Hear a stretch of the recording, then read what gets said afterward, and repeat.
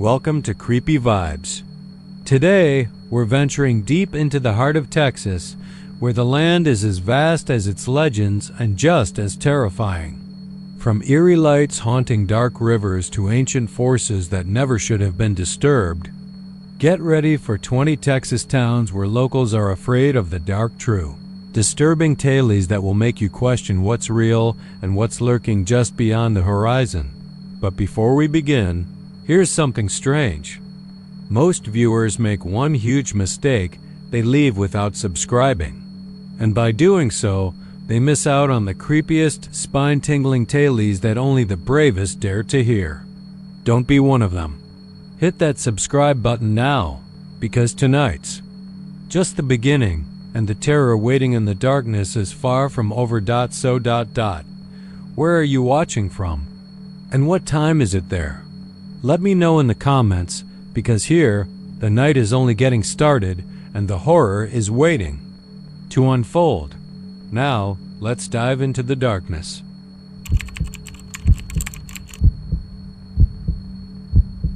It started the way a lot of things do in small towns. Quiet, strange, and ignored. The Marfa lights had been around for years, hell, generations. Locals talked about them like they were a charming little oddity, something to tell tourists about, while they sipped Lone Stars on the porch. A desert trick, some said. Swamp gas, headlights from the highway, atmospheric reflections. Nothing to be afraid of. At least, not at first dot, but the stories changed over time. The lights weren't just flickering anymore. They were moving, approaching, stopping dead in front of people like they were staring right through them. A local rancher, old Wayne Muller, was the first to say it out loud. "Them things are looking at us," he muttered one night at the VFW bar, voice raw with whiskey and dust. "They see us. They know us." Everyone laughed nervously. Everyone except Maria Alvarez. Maria hadn't laughed since her husband disappeared 3 weeks before, out near Mitchell Flat, where the lights always seemed the brightest. She'd gone out with him that night just to see them, she'd said. He loved strange things. Paranormal shows, haunted houses, Bigfoot documentaries. He treated the lights like an attraction, like they couldn't hurt him. That was the last night she saw him. She came back alone, eyes wide, muttering in Spanish and shivering despite the heat. Her shirt was stained with something brown and flaking, and her fingernails were broken down to the quick. When the sheriff asked her what happened, she just said they didn't want him to leave. That was it. Everyone figured she was in shock. But after that, nobody went out to see the lights anymore. They just stayed inside, shut their curtains, and stopped talking about it. Then came the night the lights moved into town. It started on a Wednesday. Always a damn Wednesday in this town, middle of the week, middle of nowhere. A soft glow outside windows, around 2 a.m., not headlights, not flashlights. Just a slow, pulsing glow, like something alive was breathing against the glass. People saw them from their beds. Floating orbs the size of basketballs, just hovering a few feet off the ground. They didn't shine so much as they shimmered. Like oil slicks in the shape of stars, they didn't leave any damage, not right away. But the next morning, dogs were found dead in backyards. No wounds, just dead. Frozen stiff, mouths open in a silent scream. One woman found her cat pressed flat against the living room wall like it had been thrown there by something big and unseen. People locked their doors tighter after that, boarded up windows, called friends in Austin and San Antonio. Nobody came. Nobody believed them. The town shrank into itself like an old wound, but that didn't stop the lights. By the end of that month, the entire west side of town was empty. Families packed up and drove out in the middle of the night, headlights blacked out, praying they wouldn't be followed. Some didn't make it. A couple found their way to El Paso, wide-eyed and paranoid, saying they had driven for hours with the lights following just behind their car, never touching it, just floating in the rearview mirror. Never closer than 10 feet, but always there. Always watching. The sheriff finally tried to investigate after one of the school teachers, Miss Carla Ruiz, was found in her bathtub with her eyes missing. No blood, just clean holes, like someone scooped them out with a spoon. Her curtains were open. Her bathroom faced west. The sheriff made it out to Mitchell Flat with 2 deputies. Took the old Ford Bronco out past the ranch roads, beyond the fences. They never came back. Only the Bronco did. Just rolled into town at dawn, engine running, no one behind the wheel. Seats soaked in something black and sticky. Smelled like metal and burnt almonds. After that, the mayor declared a curfew. Not officially, just a piece of paper stuck to the post office door with tape and shaking hands. After dark, stay inside. Do not look outside. Do not open the door. People obeyed. Even the teenagers. And then came the night when the lights started knocking. It wasn't loud. Just soft, measured. 1, 2, 3 knocks. Always on the windows, never the doors. Never any sound but that quiet tapping. The people who opened their curtains didn't last long. One by one, they vanished. No screams, no mess, just gone. Bed still warm, food still on the stove, dogs whining at the door. The preacher said they were being tested. God's letting the devil walk, he told his congregation, which had shrunk from 60 to 10 in 3 weeks. And the devils? Wearing light. He hung himself the next morning. No one buried him. There wasn't time. The lights got bolder. They started coming earlier, dusk, then late afternoon. And with them came the silence. Birds stopped singing. Wind stopped blowing. Even the cicadas, loudmouth bastards that they were, shut up like something bigger told them to be quiet. People tried to call out. Phones didn't work. Internet died. Radio spat static that sometimes sounded like words, but never made sense. One man said he heard his dead wife's voice through the static. Told him to come outside. Told him she missed him. He did. They found him on the road the next morning. Still alive, curled into a ball. All his hair had fallen out. His skin was the color of old wax. He didn't speak anymore. Just rocked back and forth, eyes wide open, staring at something nobody else could see. They locked him in the back of the feed store. Then the feed store burned down. No one started the fire. It just went up, like it had been soaked in gasoline for years. Now, the town barely speaks. People walk fast. No one drives anymore. No one leaves. They say if you leave, they follow. They say if you talk about them too long, they hear you. They say the lights aren't from here. They're not ghosts, not aliens, not demons. They're older than all of that.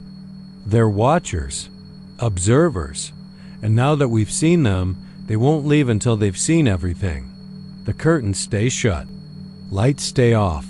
Towns. Quiet by 5, but every night they come, glowing softly. Floating past windows like they're looking for someone in particular. Maybe you. Maybe not. And if you stare too long, they stare back, and they never, ever leave.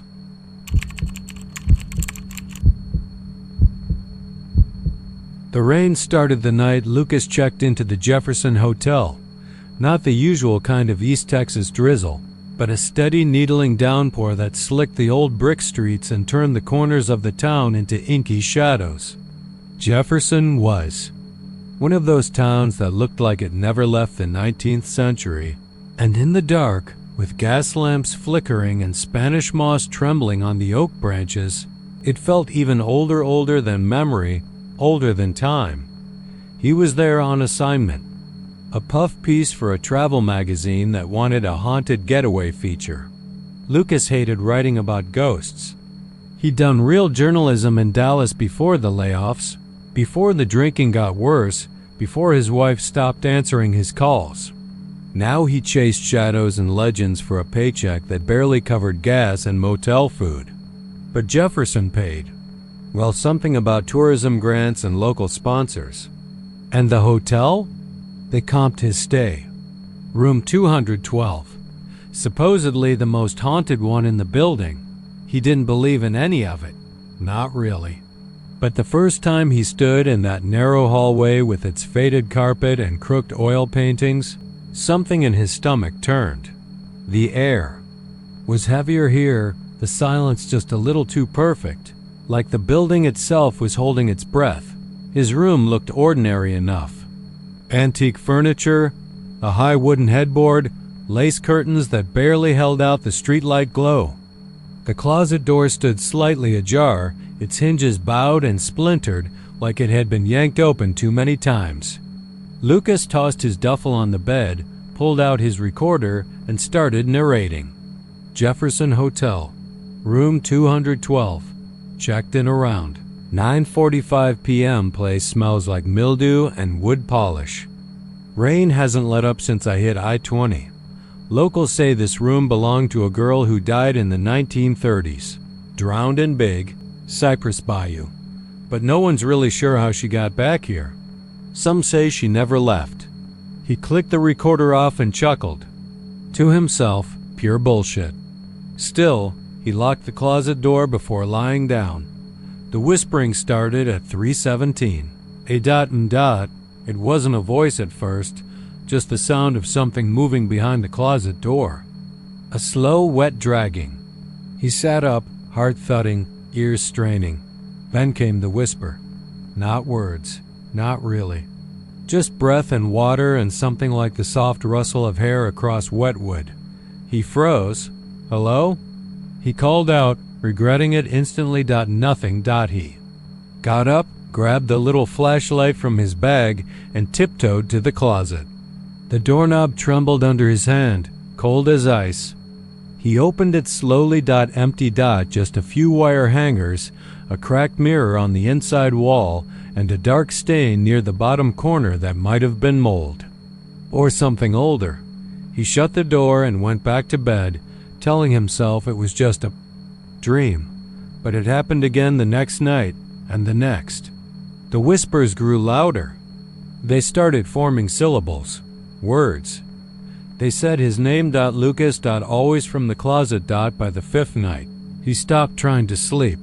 He stayed up in the lobby instead, reading through old town records and sipping cheap whiskey. The night manager, an old guy named Roy with tobacco-stained fingers and a lazy eye, finally spoke up. She used to live here, you know, Roy said. Her daddy ran the place. Back when the riverboats still came through. Lucas leaned in. The girl from the stories? Roy nodded. Clarabelle. Pretty thing. Always wandered off to the bayou. Thought the water was magic. One day she didn't. Come back. They found her 2 days later, bloated, eyeless, like something had taken her from the inside out. Folks buried her down by the iron bridge, but things didn't stop. Her room, it stayed wet, no matter how many times they repainted. You hear her whisper when it storms. Lucas swallowed hard. Room 212? Roy just nodded again. That night, he left the recorder running beside the bed and tried to ignore the growing sense of dread curling in his gut. The rain returned, harder this time, drumming like fists on the roof. The whispering came back. Not from inside the closet, but from underneath the bed. He held his breath. Lucas. He jumped up, heart thudding, dropped the recorder. Flashlight flicked. On. Nothing under the bed. Nothing in the closet. But the carpet was soaked, his socks squelching in water that hadn't been there minutes ago. He followed it, puddles leading from the closet to the foot of the bed and then to the bathroom. He yanked the door open. Clarabelle stood in the tub. She was wrong. Not just dead, but waterlogged, bloated, her skin translucent like jelly, eyes black and wide like bottomless pits. Her hair hung in ropes, slick and matted, dripping onto the porcelain. Her mouth opened, and he saw fish bones tangled in her throat. She raised one arm. Her hand was webbed, and she smiled. "Don't leave me," she gurgled, voice like whetstone. "Not again." Lucas ran. He didn't grab his bag, his keys, nothing. Just bolted down the hallway, barefoot on soaked carpet, the whispers chasing him. Every shadow held her shape. Every echo was her voice.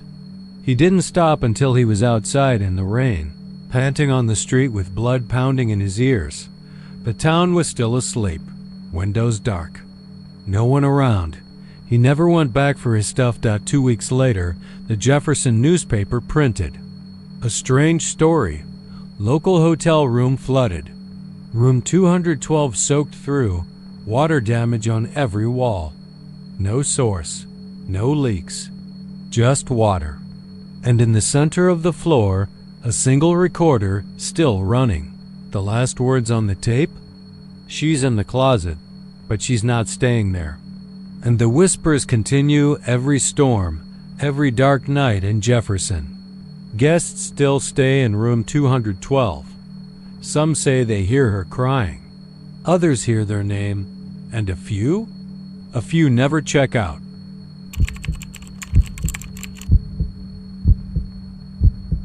They say the desert holds on to heat like a grudge. In Presidio, where the Chinati Mountains loom like sleeping giants under the blood-orange sun, you can feel it long after sunset, a slow, simmering heat that never fully lets go. The locals keep to themselves when the shadows stretch long across the sand. They close up early, lock their doors, and draw the curtains tight even when the air outside still shimmers like boiling oil. Nobody talks about why, not directly. They just say it's not safe to be seen after dark, especially up in those hills. Tourists don't usually make it to Presidio. Too far south, too much nothing on the way. And the ones who do? They're usually artsy types looking for something authentic. But the ones who stay past sundown either learn fast or don't come back down from the mountains at all. The silence around it is thick, a silence heavy with knowing looks and unfinished sentences.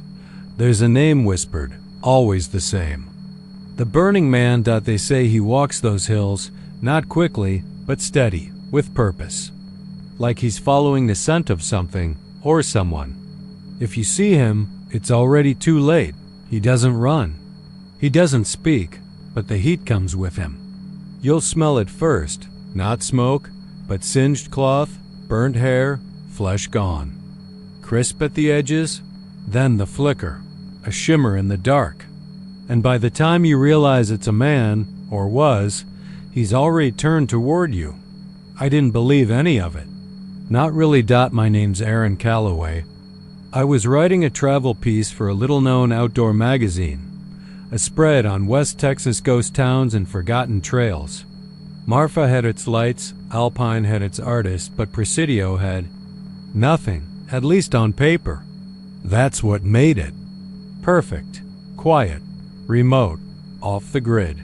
But locals in Marfa gave me a look when I said I was headed to Chinati. One woman at a gas station gripped my wrist, not my hand, my wrist, and said, "Don't stay after dark." I'm serious.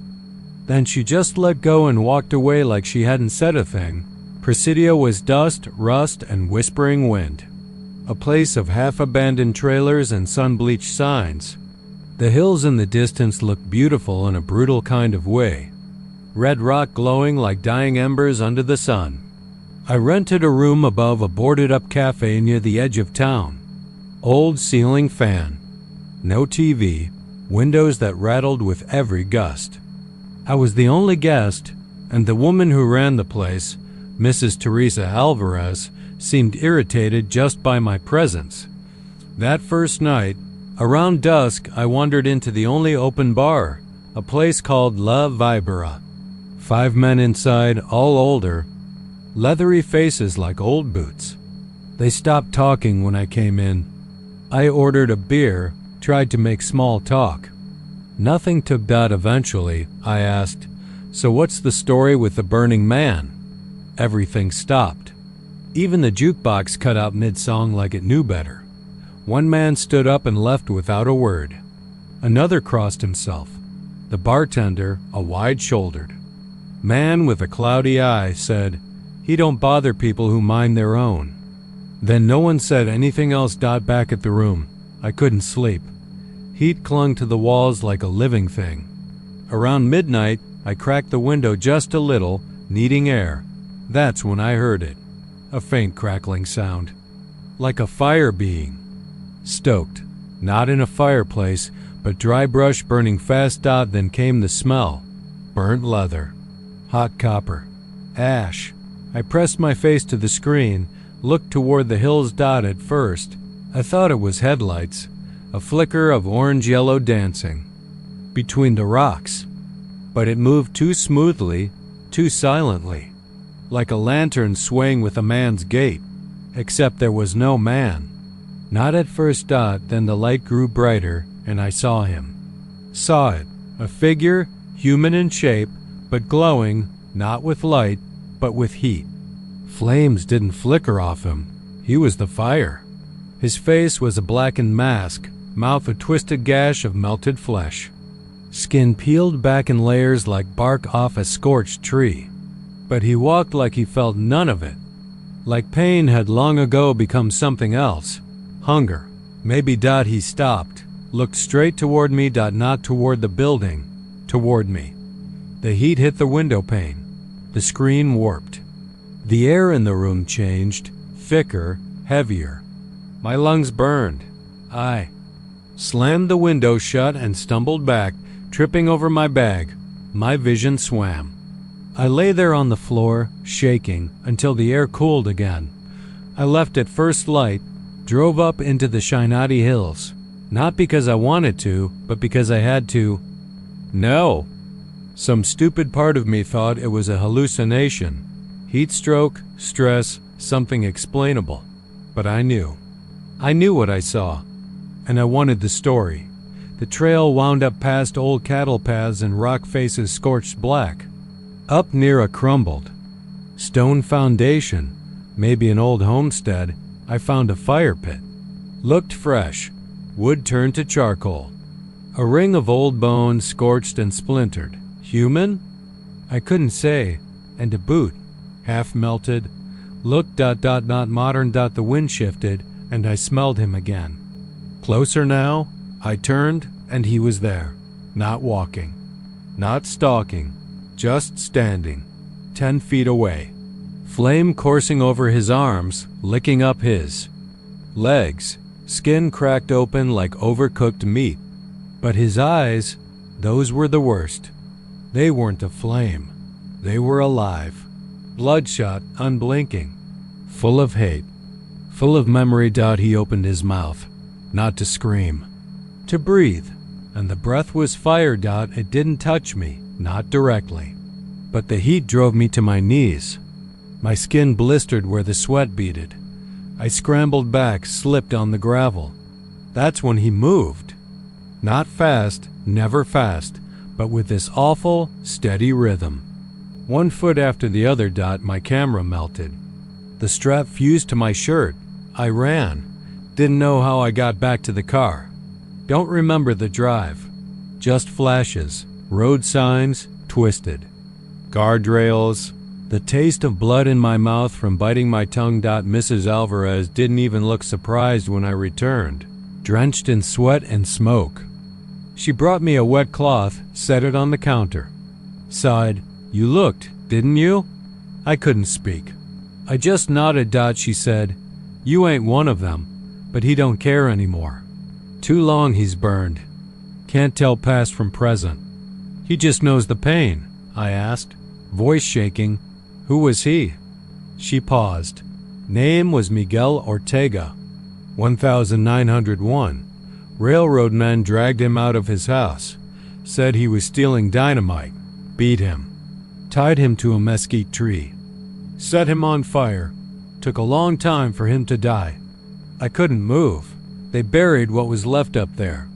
Thought it'd be forgotten. But pain like that don't go quiet. She looked out the window toward the hills. He burned still. searching. I left Presidio that night, drove until the mountains disappeared behind me, until I couldn't smell the smoke on my clothes anymore. But even now, years later, sometimes I wake up in a sweat, not from dreams, but from heat. And I know he's still out there, burning, searching, and maybe one night he'll look at me and decide I look familiar.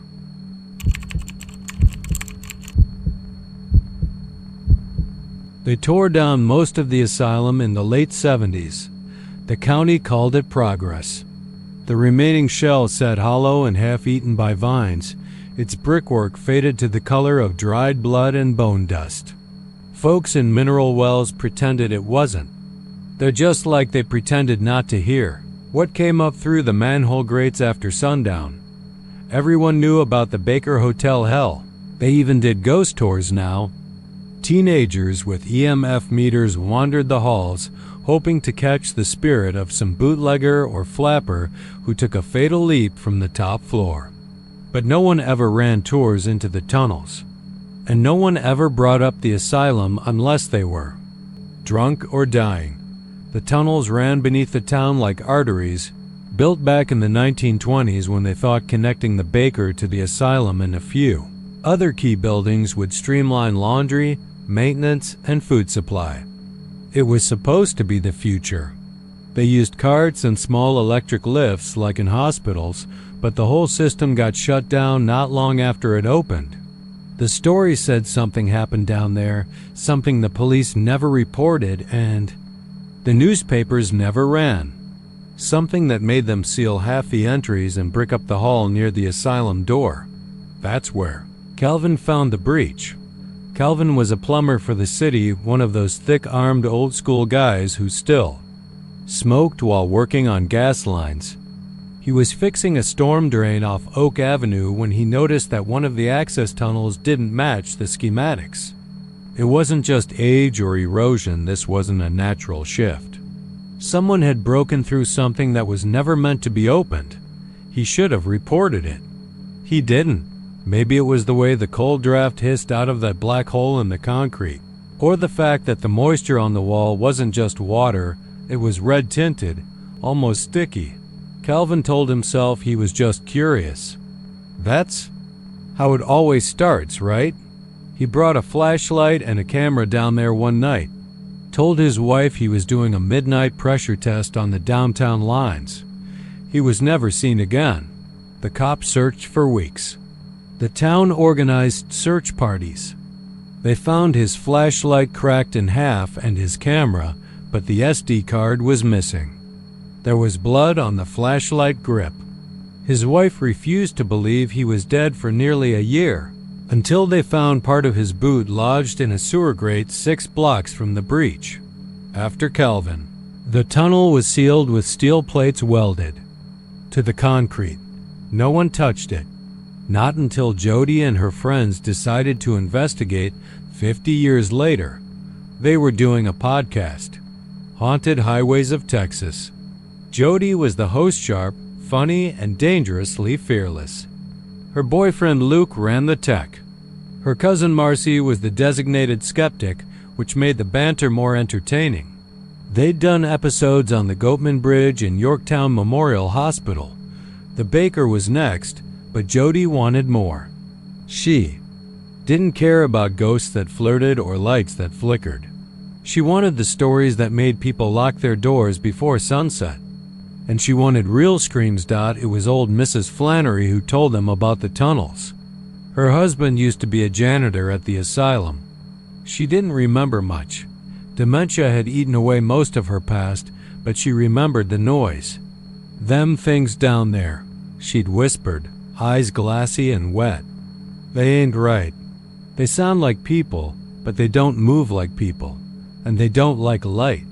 Jody had smiled politely, but she was already packing gear. They found the breach welded shut. Luke said the plates looked half rusted. Through anyway. It took him an hour with a battery-powered saw to get them loose. The stink that poured out wasn't just rot. It was something older, like wet limestone and old blood. like a mouth that hadn't been opened in decades. They went in around midnight. The tunnel sloped downward too fast. The floor was slick, and the old tile crunched under their boots. The flashlight beams barely cut the black, and they noticed. Quick how the walls seemed to move in the corner of their vision. Not physically, but warped like heat ripples. Like the tunnel didn't want to be remembered properly. They passed rusted carts, old stretchers, and stacks of what looked like bundled sheets. One of them unwrapped slightly when Marcy brushed it out. It wasn't linen. It was leather. Human skin. Stitched with old hospital thread. They should have turned back. They DIDN single quotes T'd out. The camera picked up sound first, something under their footsteps. A low, wet dragging. Then a scrape. Then whispering. Not English. Not Spanish. Not anything Jody could place. Just a string of harsh, wet consonants, whispered. From every direction. The tunnel walls were wider now, sloping toward brick instead of concrete. The flashlight beam started to flicker, not die, not drain. Just flicker like something kept stepping between the bulb and the air. Then, Luke screamed. The footage, what little remained after they were found, shows something behind him. Just a shape, taller than a man. Naked and pale like butchered meat. The head was all wrong. Bulbous. No eyes, no mouth. Just twitching folds of flesh and something like a spine curling over the shoulder like a scorpion tail. Jody didn't even look, just grabbed Luke and pulled him forward.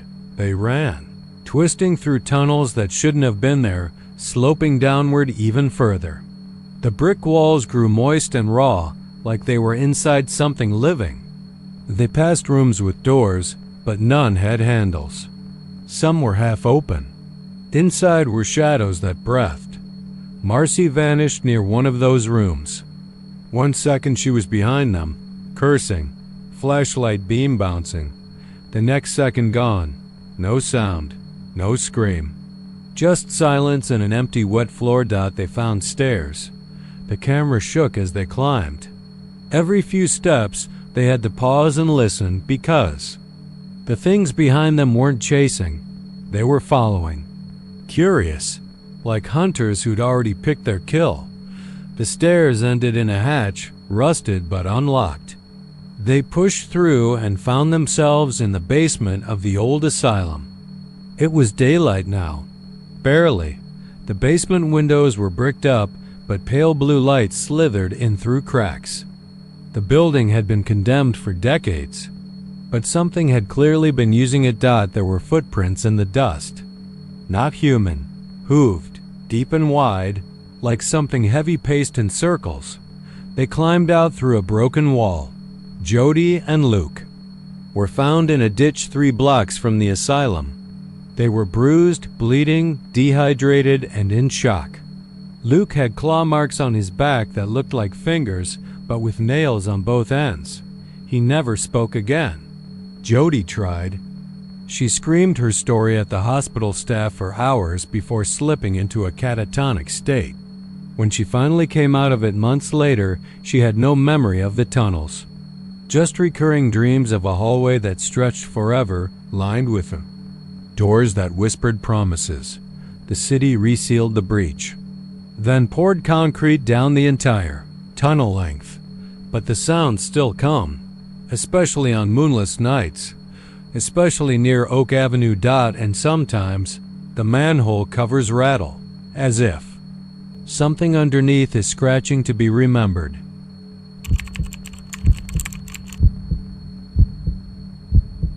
They say Terlingua's bones never settled right. The desert town, blistered and bleached under a pitiless Texas sun, was built on copper dreams and ghost stories. When the last mine shut down, the dreamers packed up, leaving behind rusting shacks, rattlesnakes, and a graveyard full of folks too stubborn or cursed to move on. The graveyard sits just outside the remains of the town's sunken crosses, cracked stone markers and iron fences twisted by wind and time.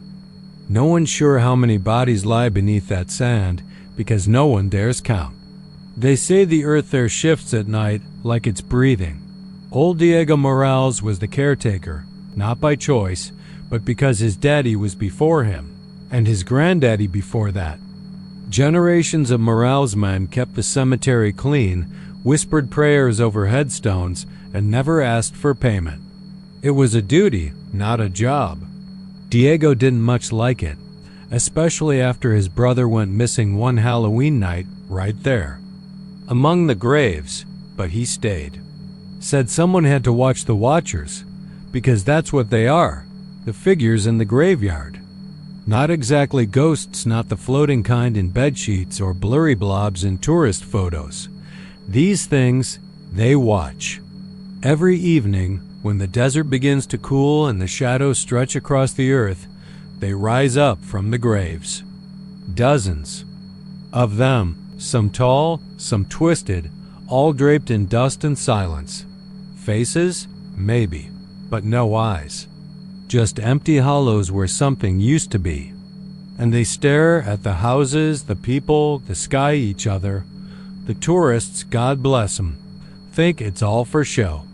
Come rolling in with their fancy cameras and ghost hunting gear, giggling as they pose for photos in front of the old graves. Sometimes they catch one in a picture, always just standing there in the background. A blur, a silhouette, a suggestion, and always without eyes. But locals, they know better. After Diego's brother vanished, no one in town stayed out after. Dusk, lights off, curtains drawn. If you lived near the graveyard, you moved or you prayed. And you never acknowledged them. Diego used to drink just enough to dull the edges of his fear. Said tequila took the bite off the whispers he swore came from the dry wind at night. Every now and then he'd catch a tourist loitering too close to the cemetery after sunset and haul them away by the collar. Told them it was for their own good. Most didn't listen. That year, though, 3 nights before Dia de los Muertos, the watchers changed. They started getting closer to the edge of the fence. First one, then another. Then a whole row of them just lining up along the iron bars like inmates, staring at nothing, but always facing the town. Locals started talking about dreams' faces, pressed up against windows, silent hands scratching at doors. A woman named Dolores found her dog hanging from a tree, paws scraped raw like it had tried to climb away from something. She moved to Alpine the next morning. And then Diego, that final evening, he went out to check the gate, or at least that's what he told the man who ran the gas station. It was dusk. The sun hadn't quite dropped, but the light was gold. And lo, and the shadows were getting bold.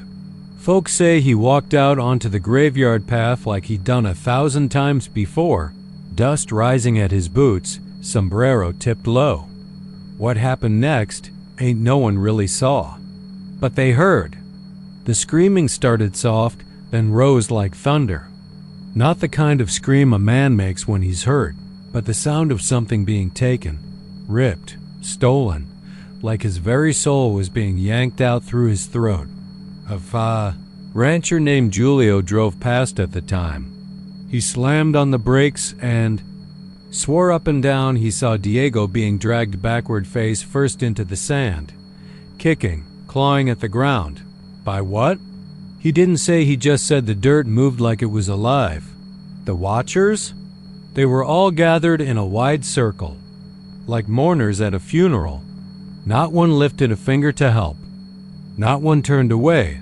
When the sheriff showed up the next day, all they found was Diego's hat. It sat perfectly centered on a fresh mound of earth. No prints, no blood, nothing. After that, the watchers started coming closer. Tourists stopped coming too.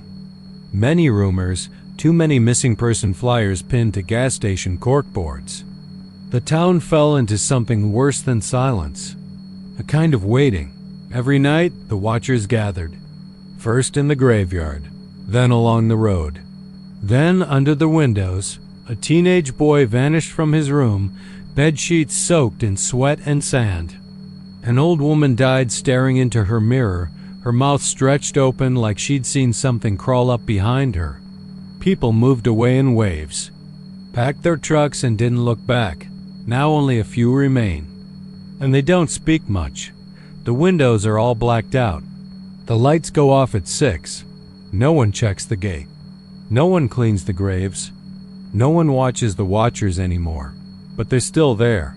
Some nights, the wind carries the dry scrape of movement across the sand. A whispering, a gathering. If you get close enough to the edge of the graveyard fence, you might see them lined up like soldiers, heads tilted just slightly too far to one side, as if they're listening to something beneath the ground. And if you wait long enough, you might feel them notice you. Not look, remember. They don't have eyes, but notice the way the desert seems to quiet, the way the shadows stop shifting, and the way your heartbeat starts to match the sound of footsteps that aren't yours. In Terlingua, the dead don't rest. They remember and they watch.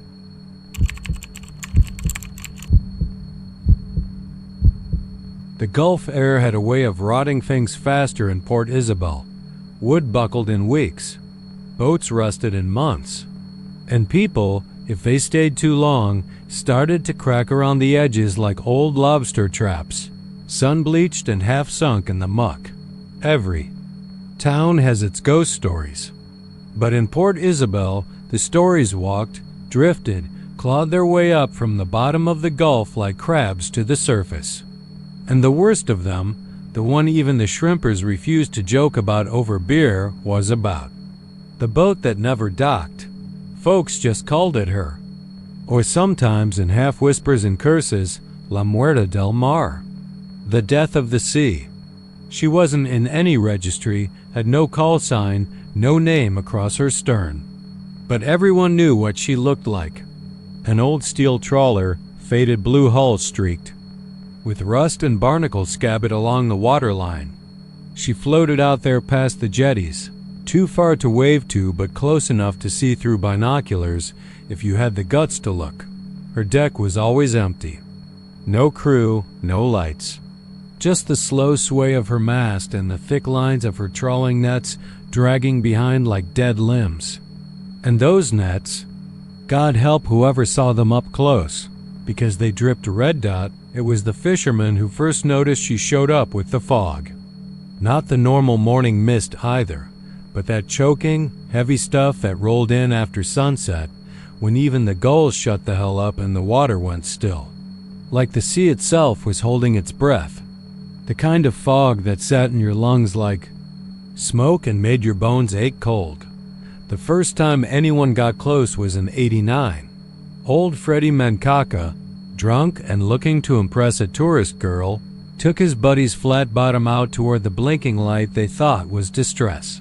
They said Freddie was singing Springsteen, didn't even notice the fog rolling in behind him. The girl made it back to shore screaming. They found the boat 3 days later with the hull half caved in and no sign of Freddie, just a handful of shrimp flopping in the bilge and a single boot nailed to the deck. After that, people started bolting their doors. Port Isabel wasn't. Big and word spread fast. The shrimper crews started refusing night runs, even when the white shrimp were ripe for harvest. One by one, dock hands stopped taking second shifts. Even the drunkest of the dockside regulars fell quiet when the wind turned cold and wet after dark. Sheriff Arturo Nava tried to investigate. Good man, but too proud. Didn't believe in ghost ships, thought it was drug runners playing games. He took his skiff out solo one foggy night in May, ignoring every warning. The VHF went dead 10 minutes out. They found his skiff spinning in a slow circle the next morning, the engine still idling. No Nava, just his wide-brimmed hat floating. Face up in the water like an empty plate. Some said she belonged to a crew from Matamoros that vanished during a storm years back. Others whispered darker things, that they hadn't vanished, but made a deal. That they'd hit a dry run, couldn't find shrimp, couldn't feed their families. And so, desperate, they dumped chum and blood into the deepest trench they could. find, praying to whatever was listening in the black beneath the sea. And something had answered. The catches came in full after that. Nets so heavy with shrimp they broke winches. Fat, pink, gleaming monsters with eyes too big and shells too soft. The money rolled in, but the crew started changing. One man went blind overnight. Another started coughing up seawater in his sleep. And then one morning the boat just didn't come back. Now she floats in and out of the bay like a memory no one wants, appearing when the weather goes bad or when someone tries to get clever and shrimp too late into the night. And if you see her, if you really see her, then you're already marked out like Daryl Pierce, who ran the Marina Bar and Grill, claimed he saw her one night through the scope mounted on the deck. He said he saw figures, pale and slow, swaying on the deck. Not quite human, but close enough to wear the memory of skin. They were pulling something from the net, something alive, wrapped in seaweed and screaming.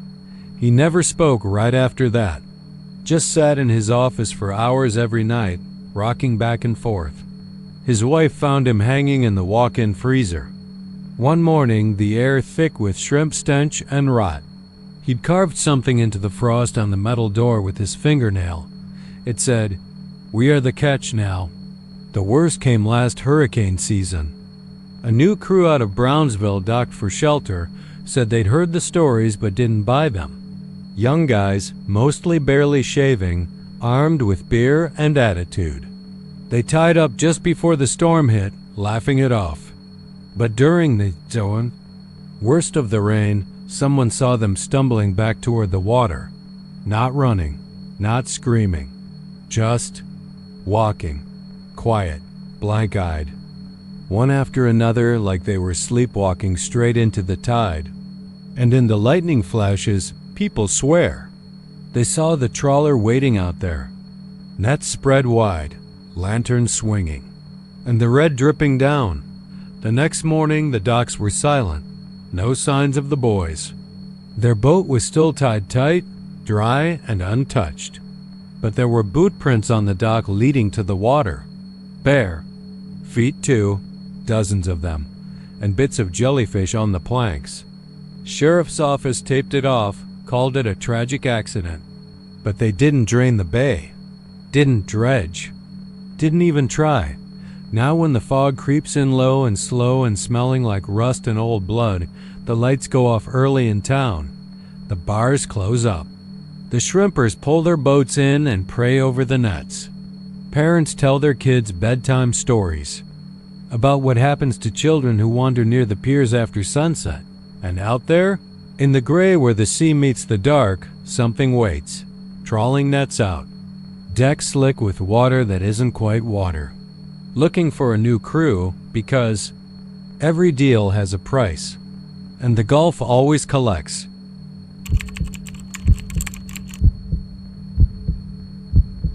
It started with the crying dot high, thin, and wavering like a newborn's wail carried on the wind. Every night at 6:14 sharp, just as the last gold edge of the sun dipped behind the pine curtain that rings the town of Cut and Shoot like a noose, the sound would rise from the woods. Sometimes it lasted a minute, sometimes 10, but it always stopped the same way, a sudden, gut-twisting silence that made your heart hiccup. Folks in Cut and Shoot didn't talk about the woods, not directly. They said things like, "Stay in after," "Supper," or "Best not to let the kids wander." But everyone knew, and everyone remembered. They remembered Clint Watson, the high school senior who chased his missing dog into the trees one evening in '97 and never came back. They remembered Old Man Foster, who walked into those woods with a shotgun and came out a week later without a tongue. And they remembered Abigail Meeks. That's the one that stuck with me the most. It was a Tuesday 2 years ago. I was working the night shift at the feed store just outside town, drinking bad coffee and skimming a tattered Louis L'Amour paperback while pretending to check inventory. We closed at 6, but sometimes old-timers hung around to talk about possums, weather, or high school football like it was national news. That night, nobody lingered. I locked up around 6:10 and stood by my truck a minute, letting the stillness settle in.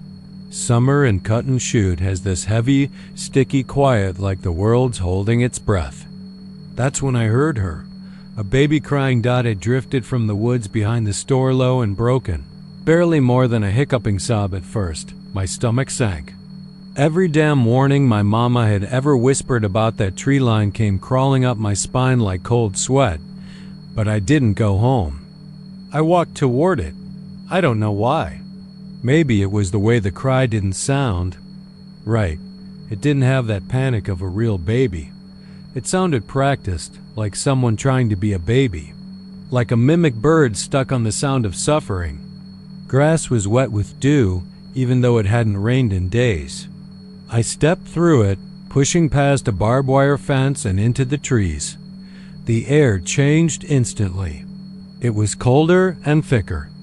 My skin prickled like a fever dream, and the moment I crossed the first ring of pines, the crying stopped. Dead silence, not a cricket, not a leaf, and then I saw her. She was maybe 30 feet ahead, barefoot in the brush, her skin pale as chalk. Her hair was long, dark, and dripping wet, like she'd just crawled out of a lake. She wore what looked like a thin hospital gown, stained at the hem. And her face, God help me, was turned away. She stood perfectly still, like a statue half buried in moss. Then she tilted her head, just a bit, like a dog hearing its name. And before I could even breathe, she ran. Toward me. No hesitation, no stumbling, just full speed like a wolf spotting prey.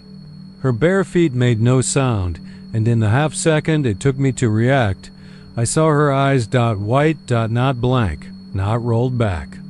Just white. Like the whole socket was filled with fog. I turned and ran harder than I ever had in my life, legs barely keeping ahead of the pounding in my chest. I didn't look back. You don't need to look back when something's gaining on you. You feel it like heat behind your neck, like teeth about to close. I cleared the tree line just as the last light faded, and the moment my foot hit gravel, the silence shattered. Crickets returned. The breeze blew again. The pressure in my chest lifted like someone had taken their hand off my lungs. I turned around. She was gone, just woods. Thick, dark, and waiting. I didn't sleep that night. I kept the porch light on and every gun in the house loaded. I told my neighbor, Bobby, the next morning just the basics. The crying. The woman. The chase. He didn't laugh. He didn't even blink. Same thing happened to my cousin Shane, he said, eyes on the horizon. Back in '03. He didn't run fast enough. I didn't ask what he meant. Didn't need to. That's the thing about Cut and Shoot. The woods don't care who you are or what you believe. They don't care if you're tough or scared or just curious. They're patient. And they're hungry. The woman in the woods, she's not some ghost. Not really. Ghosts don't bleed. I saw blood on her hands, smeared like paint. I saw scratches on her legs that were too deep to come from branches. And I saw teeth. When she ran at me, her mouth opened too wide, like her jaw unhinged. There were too many teeth inside. They were yellow and long and sharp at the tips, like they'd been filed. Whatever she is, she wants you close. She calls you. And if you go too deep, if you pass some invisible line in those woods, she never lets you leave. Since that night, I don't walk past the tree line. I don't stay out after 6. I don't listen to crying anymore, not in the dark.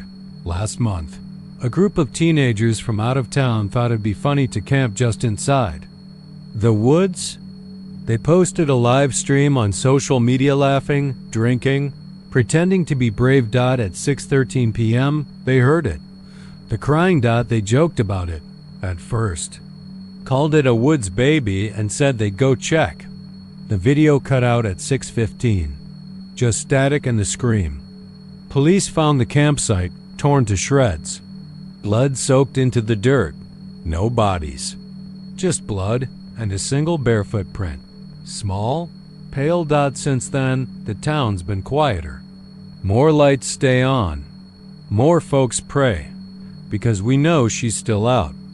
There, crying, waiting. And if you ever hear her, don't listen. Don't follow. Don't pity her, because she doesn't want help. She wants you.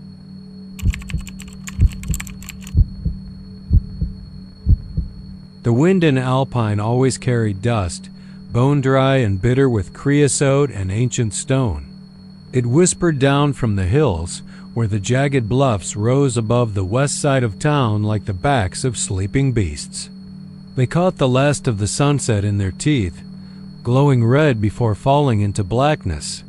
Most people didn't look up there after dark. Not because they were scared, though maybe they should have been, but because they knew better. Folks in Alpine had a way of avoiding things without admitting they were doing it. Way back in the early 1900s, miners used to cut into those hills, following whispers of silver and copper. They dug narrow shafts into the bluffs and told stories by lantern light when the work got too hard. Stories about things they saw in the dark. Things that didn't make sense. Men went missing up there. Not all at once. One by one, over the course of a season. Disappearing during their shifts or after heading out alone to check on equipment. The stories got stranger with each loss. One miner, a hard old bastard named Mallory, came stumbling down into town one evening, bleeding from his scalp, eyes wide as dinner plates. He wouldn't talk. Not until later that night, when he finally whispered a single sentence to the sheriff before dying of what the doc called shock or maybe a stroke. It looked like a man made of flies. That was the last time anyone worked the bluffs. Nowadays, the caves are all sealed off or hidden behind brush and rock, like the land itself was trying to forget them. But that didn't stop kids from daring each other to sneak up there, or old-timers from glancing nervously toward the hills when the wind picked up too strong. The stories never went away. If anything, they got worse. Especially about the lights. Every night at exactly 9:13 p.m., the power in Alpine flickers. Not a full blackout, just a hiccup. The TVs buzz, lights dim, phones go fuzzy. And if you happen to be standing near a window when it happens, you might hear it. A scratch. Just once. A long, dragging scrape against the glass. Sometimes high up, where no one could reach. Sometimes low, like a fingernail tapping near the baseboard. No one answers the door when it happens. No one calls the power company anymore either. They know it's not the lines. It's never the lines. Jackie Lawrence, who lived alone in a trailer near the edge of town, said she saw something in her yard during the flicker. She wouldn't say what exactly, just that it was tall and thin and moving like it was hurt. She packed up and left Alpine that same week. Didn't even take her furniture. Sheriff Alton Boone tried to keep folks calm when the stories picked up again a few years back. Told them it was just the heat, maybe old wiring. But then his teenage son, Mark, vanished on a Saturday night. Last seen heading up toward the bluffs on a dare. All they found of him was a bloody denim jacket snagged in a mesquite tree and one of his shoes at the base of a narrow cave mouth that hadn't been there the week before. Boone stopped talking after that. Started drinking instead. Moved into the station house and kept the lights on all night. Said nothing during the day. Just sat at his desk with a shotgun propped beside him. Eyes sunken like a man already halfway underground. Then there's Helen Daly, the school librarian. She kept journals, pages and pages of strange entries about the flicker, about people who claimed they were being watched at night, who heard buzzing in their walls or smelled something sweet and rotting in their air vents. She vanished last. Winter. Her house was locked from the inside, no sign of struggle. Only thing missing was her most recent journal. But the worst story belongs to Ray Mendez. And I know it's true because he told it to me himself, hands trembling, voice like gravel. Ray used to hike the bluffs. Sod had cleared his head. He knew the land better than anyone had mapped. Every dry creek bed and mesquite thicket with a GPS. He didn't believe in any of the ghost stories. Thought it was all superstition and heat stroke until the night he saw the eyes. He'd been up past the ridge just before sundown, watching for mule deer. Light was fading, and he was about to head back when he saw movement in one of the old mine entrances. He didn't recognize it as a shaft at first. He said it looked like the rock was breathing, shifting in and out like a pulse. Then something stepped out. He swore it wasn't human. Too long in the legs, arms dangling below the knees. The head didn't move right, like it was hanging loose on a string. And the eyes, he said they didn't glow, not like an animal's. They shimmered, like thousands of tiny reflections all swirling together like compound lenses, like a swarm compressed into two sockets, and they were looking right at him. He ran. Didn't even try to be quiet. Tripped, busted his lip, kept running. Got home around 9:11. Locked every door, every window, pulled the curtains at 9:13. The power flickered, and something scratched at his kitchen window just once. He told me that was a year ago, and he hasn't slept a full night since. Said sometimes, when he lies awake, he hears wings fluttering just outside the glass. Not birds, not bats, something heavier. Something wrong. He moved out a month after we talked. No forwarding address. The town of Alpine still pretends it doesn't know. People keep going to work, going to church, grilling steaks on Sunday afternoons. But you'll notice they don't talk much after dark. And no one walks past the edge of town when the wind comes down off the bluffs. And always without fail at 9:30 p.m., the lights will flicker. Just for a moment. Just long enough, and if you're standing near the window, if you're quiet and still and unlucky, you might hear it. Scratch.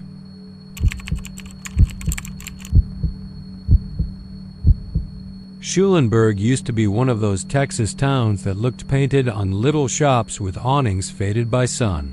A single gas station that still clicked when the gallons turned. And a Lutheran church with a rusted bell that only rang for weddings. And funerals. The kind of place you could drive through in 5 minutes but feel in your bones for a week. It smelled like rain on dirt roads and old corn silos, the kind that leaned a little but never fell. You wouldn't think a town like that could hold a secret, but it did. A big one. Back in the 60s, they used to hold the Schulenburg Harvest Festival.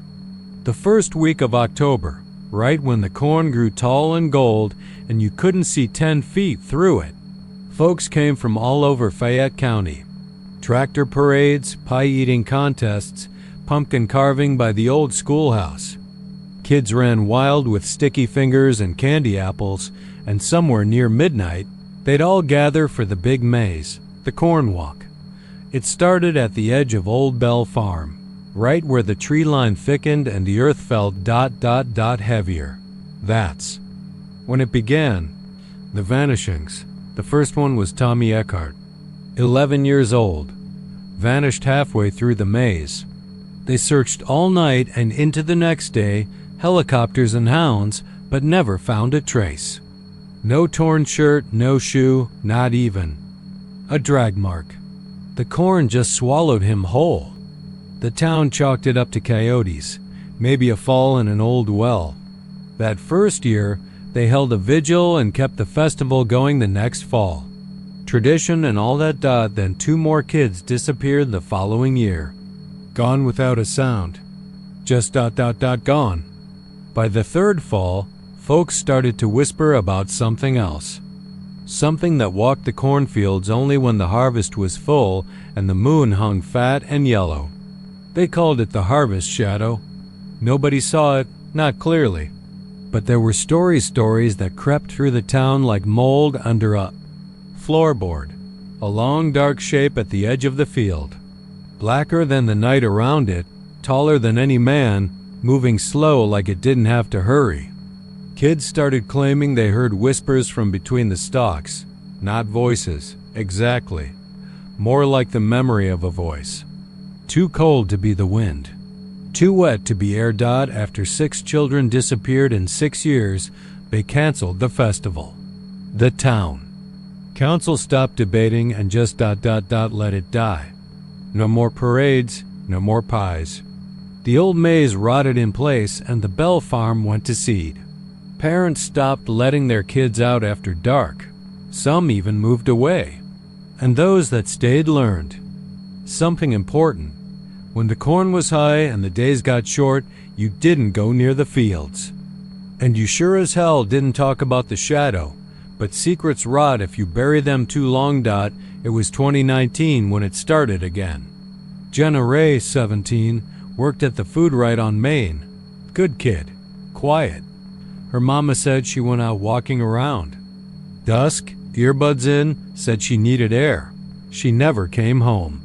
They found her phone by the irrigation ditch behind Bell Farm. Screen cracked, earbuds still tangled. Sheriff Donnelly, who was old enough to remember the last festival, closed off the farm that same night. Put up police tape. No one cared. No one went near it anyway. Except the Reeds. Young couple, new in town, moved from Austin. Bought a fixer-upper across the road from Bell Farm and decided the town was just full of hicks and superstitions. They had a 4-year-old boy named Milo, sweet kid, always waving at folks from their porch with his juice cup. Milo disappeared 2 nights later. Window was cracked open. Little sock prints led to the edge of the cornfield and stopped. Just stopped, like the earth had swallowed him. That broke something in the town. Donnelly tried to organize a full field burn, said they'd torch every inch of Bell Farm if they had to. But when the volunteer crew showed up with gas cans, something strange happened. The fuel wouldn't catch. Not properly. It'd flare for a second and then die out, like the flames got scared. The corn stood tall and quiet, just waving in the breeze like it was laughing. People started locking their doors with more than just keys, crucifixes, Bibles, little jars of salt on the windowsills. It didn't help. Dogs barked at nothing. Lights flickered every night at the same time, 2:17 a.m. exactly. And no one, not even the old-timers, would talk about the corn walk anymore. There was a woman named Alma Weller, 83, eyes like cracked marbles, lived alone in a house that still smelled like mothballs and lemon polish. Sod, she remembered. The very first walk. Said she saw something once when she was a little girl. Something that followed her home from the corn. She didn't speak often, but one night, when a group of teens dared each other to cut through Bell Farm for fun, she showed up on the sidewalk in her nightgown, shrieking so loud the power flickered in half the town. I'd sees through the stalks. She yelled, "It don't walk like a man. It don't walk like anything should." They thought she was senile. They didn't listen. That was the night the rain came. Thick, sudden, and black as oil. Real Texas rain, but wrong. It stained the pavement like ink. Worms came up dead. One of the teens, Kyle Nystrom, was found 3 days later, face down in the middle of his driveway. No marks, no wounds, just ... Terror on his face. Eyes wide open and full of dirt. By the fall of 2021, only a handful of families remained in Schulenburg. Stores boarded up, school closed. The church bell rang only once that year for the funeral of Sheriff Donnelly. Heart attack, they said. Died in his sleep. But folks whispered he'd been out walking past the Bell Farm that night. They found his boots full of water. No rain that week. That year, no corn was planted. No one tilled the fields. But somehow, it grew anyway. Tall and thick, like it had a mind of its own. Bell Farm was choked in it by mid-September. And now? Now every fall, the air turns to glass. Cold, brittle. The sun never seems to rise right, just smears across the sky like something dying behind clouds. The crickets stop singing. The town holds its breath. If you stand real quiet at night, you can still hear the corn rustling, even if there's no wind. And if you watch long enough, you'll see it. The shadow dot, it walks slow, patient, like it's not looking for someone. Like it already knows. They say it comes for those who remember, those who speak its name, those who listen too long. So if you're passing through Schulenburg this fall, keep your eyes forward. Don't look at the corn. Don't stop your car, no matter what you see at the side of the road, especially if it's a child, especially if they're whispering. And if the night turns still, so still that the world feels like it's holding its breath, get out. Don't run, just go. Because once the corn is high, it's already too late.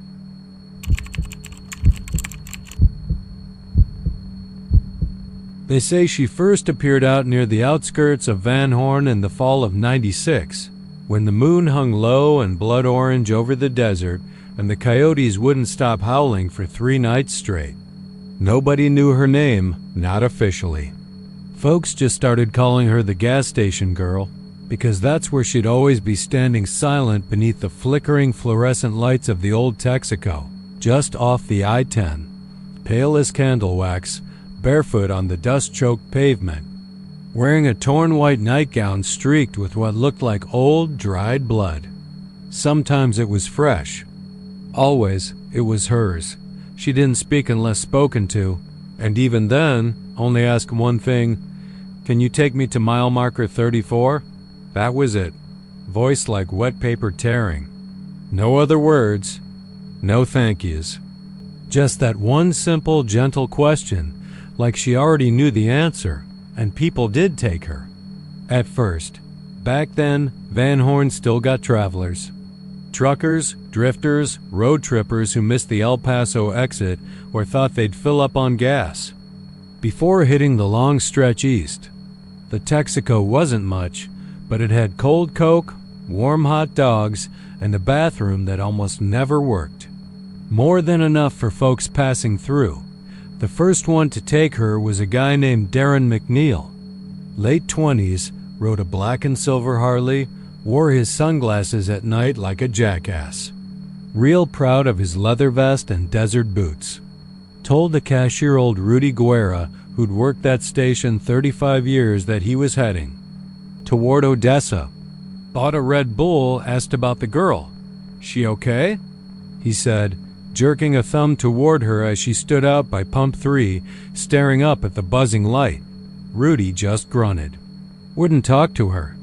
Darren laughed, said something about how he wasn't afraid of a skinny chick in a dress, then swaggered out. 5 minutes later, he peeled off down the highway with her riding behind him, arms wrapped around his waist like she'd done it 1,000 times. He never made it to Odessa. Never made it anywhere. The cops searched for a week. Found his bike. First, abandoned by the shoulder just past mile marker 34. Engine still warm. No sign of Darren. No sign of the girl. Since then, it's happened again and again.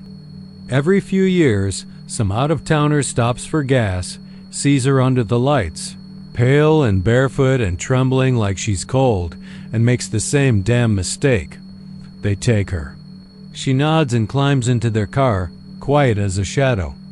They drive east, and they never come back. Sometimes the cars are found empty, still idling. Sometimes the doors are flung wide open, blood on the seats, windshield cracked like something burst out from the inside. Sometimes there's nothing left at all, not even the girl, for months. Then one night, she's back. No one from Van Horn will touch her. Not anymore. Word got around. The sheriff tried posting warnings, but the higher-ups didn't want to scare off tourists. Van Horn needed the highway traffic, so the locals just stopped going to the Texaco after dark. They'd gas up at the newer Chevron on the west end or keep their tanks full and pray they didn't have to stop at all. The Texaco became the cursed place, the haunted place. And she became the girl no one dared help. But there's always someone who thinks they're special, like Jamie Ortega. a med student from Austin passing through on her way to a wedding in California. Smart, kind-hearted, naive in all the wrong ways. She stopped for gas around midnight, humming along to some indie playlist, thinking the desert night was beautiful, even peaceful. She saw the girl almost immediately standing by the ice machine, arms wrapped around herself, bare feet so black with road grime they looked burned. Jamie rolled her window down and leaned out. "Hey, are you okay?" The girl looked at her. Just looked. Eyes so dark and wet they didn't catch the light at. Jamie bit her lip, glanced around. The gas station was empty, closed for the night. "Do you need help?" The girl whispered, "Can you take me to mile marker 34? And Jamie?" Jamie said yes. She unlocked the doors. The girl slid in, said nothing more, just folded her hands in her lap and stared straight ahead. They drove in silence. The desert stretched out like a black ocean, endless and dead. The girl didn't look out the window, didn't blink. Her nightgown fluttered lightly in the breeze from the AC, and Jamie noticed the blood wasn't just on the hem, it was on her wrists, on her collar, and soaked into the fabric around her stomach, like she'd been stabbed again and again. Jamie's hands tightened on the steering wheel. Did someone hurt you?" The girl didn't respond. When they reached mile marker 34, Jamie slowed the car. The sign stood crooked, half buried in sand, surrounded by dry brush and a rusted fence that led nowhere. She pulled over. Her hazard lights clicked on in the silence. The girl didn't move. Jamie turned to her. "Is this it?" The girl slowly nodded. Jamie waited. "Do you need me to?" The girl turned to face her and smiled. Her teeth were wrong. Too many, too sharp, too white. Like they'd never touched food, only flesh. The last thing Jamie ever saw was a whisper, "Oh God."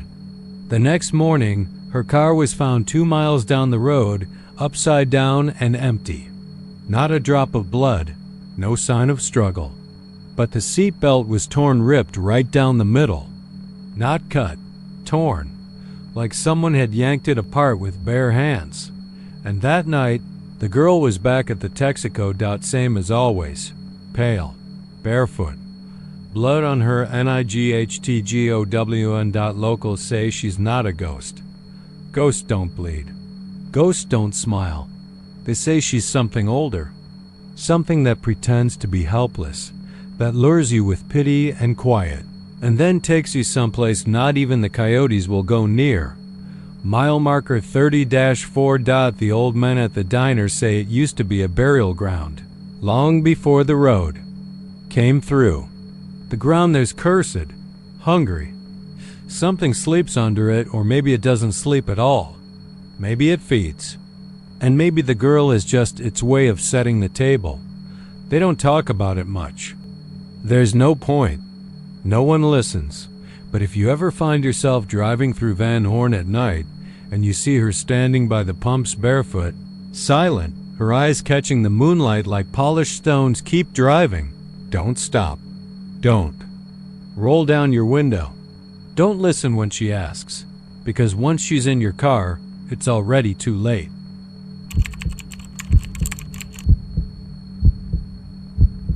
There's no bell tower in Cisco anymore.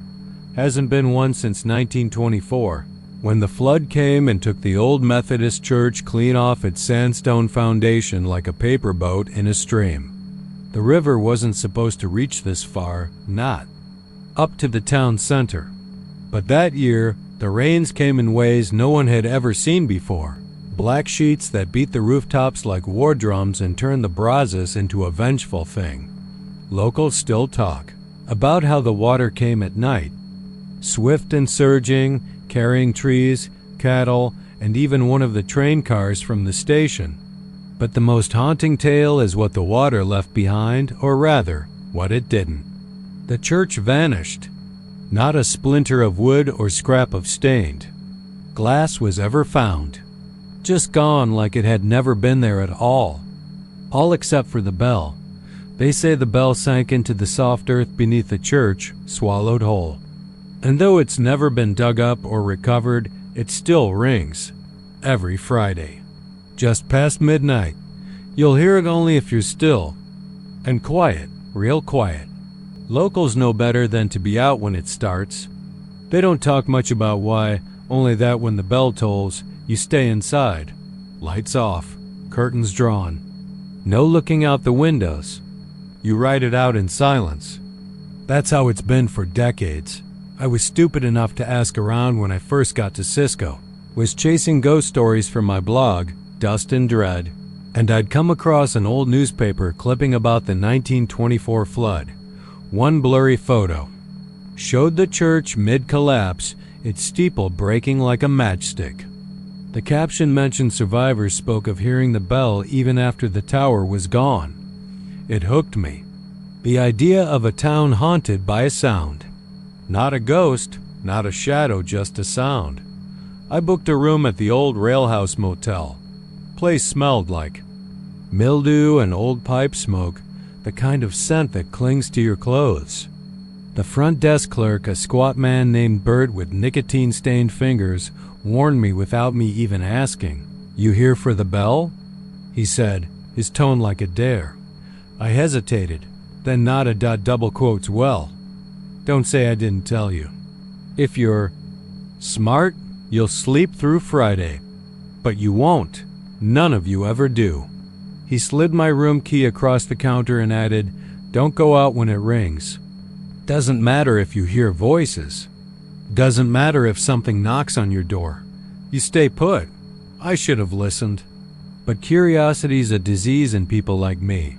I spent Thursday interviewing locals, mostly folks who refused to speak.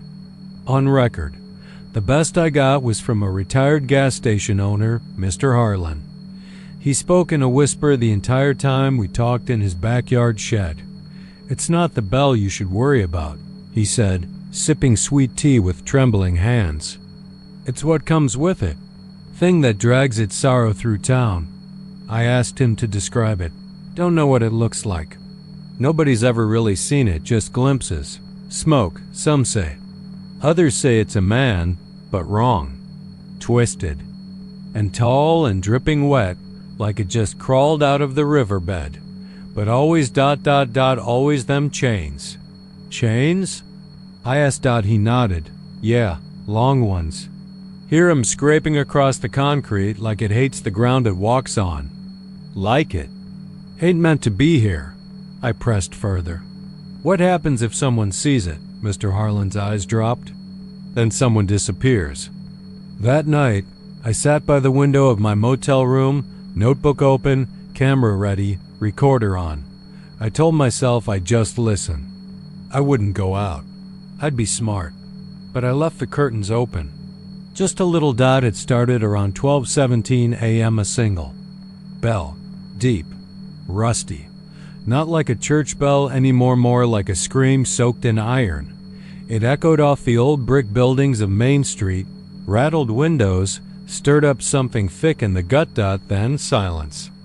Long and thick, like the whole town was holding its breath.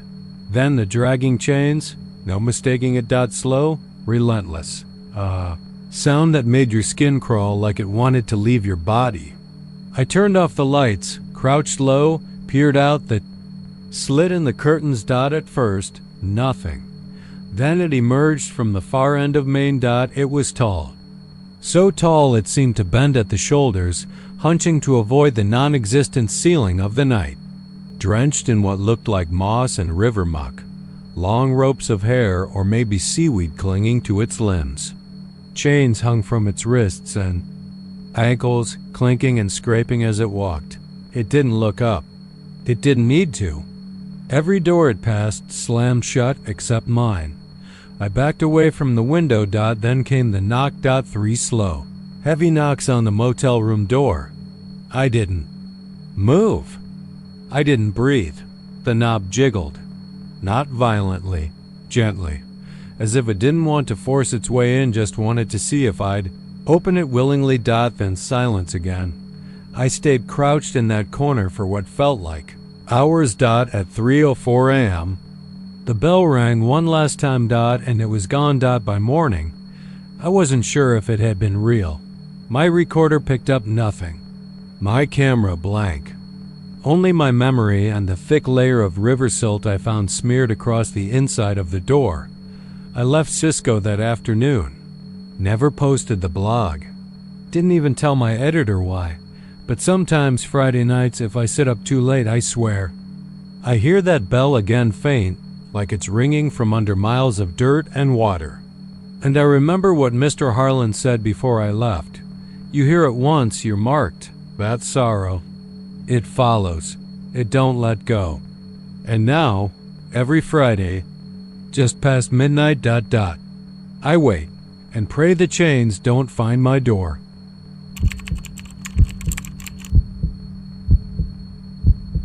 The wind blows different out in Lajitas. Comes off the Rio Grande with a strange whistle, like it remembers things no wind should. The desert doesn't forget, not in that part of Texas. Rocks hold heat from 100 years ago. Bones hold secrets.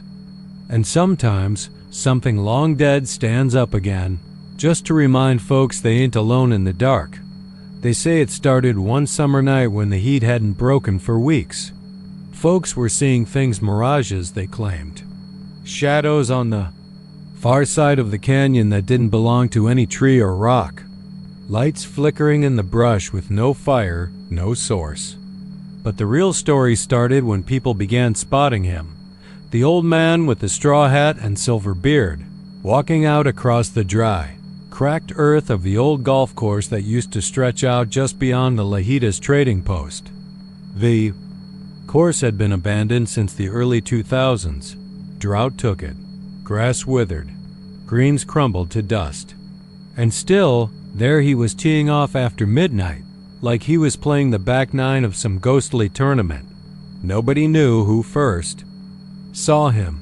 Some say it was a trucker who'd pulled off on Ranch Road 170 to catch a nap.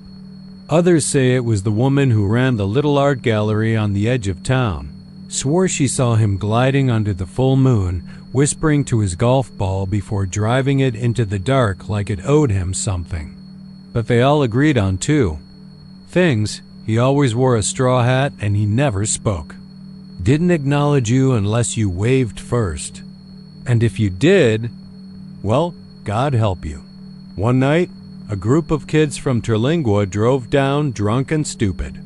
Summer boredom will do that to a person.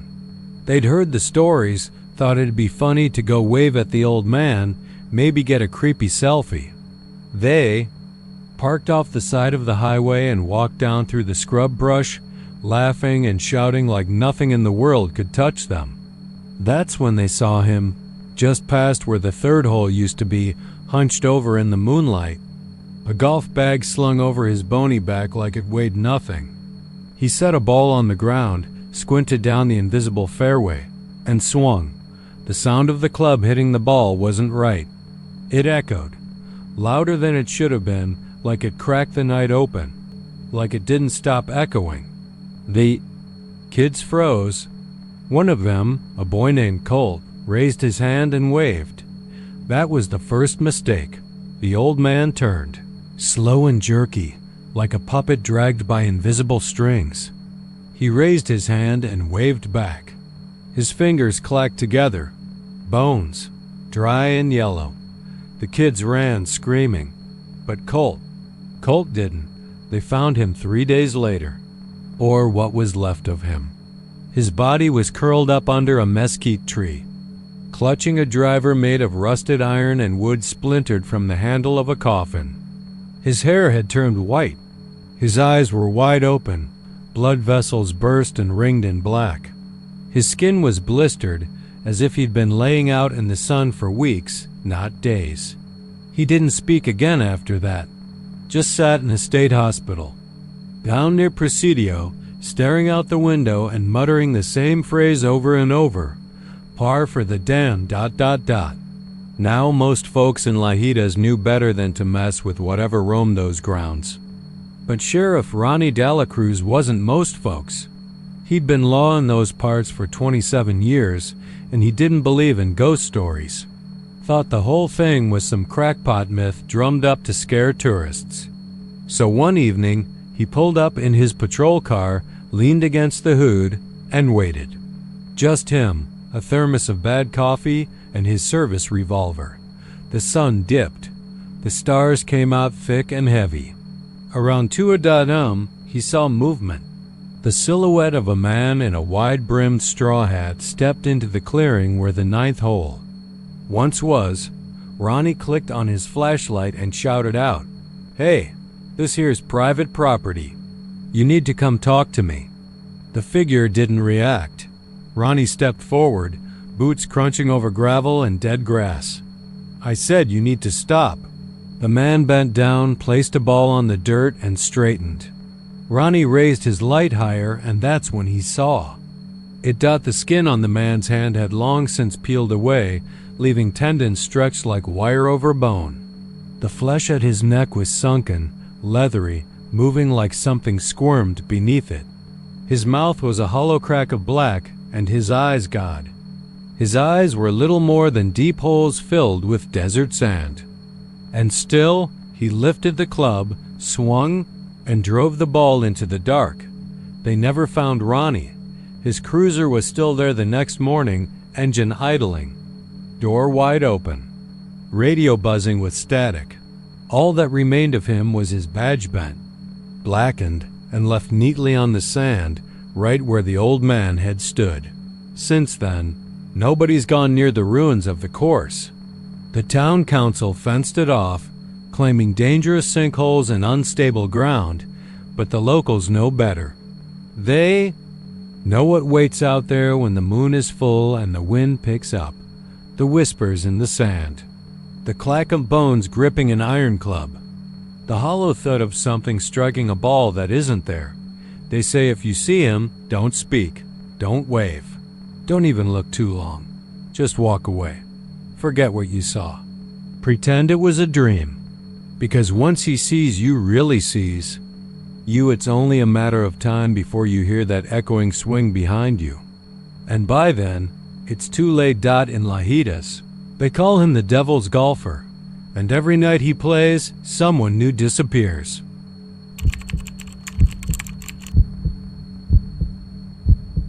Bartlett sits like a forgotten photograph, sun-faded and half-curled at the edges, tucked between the heavy-breathing cornfields of central Texas.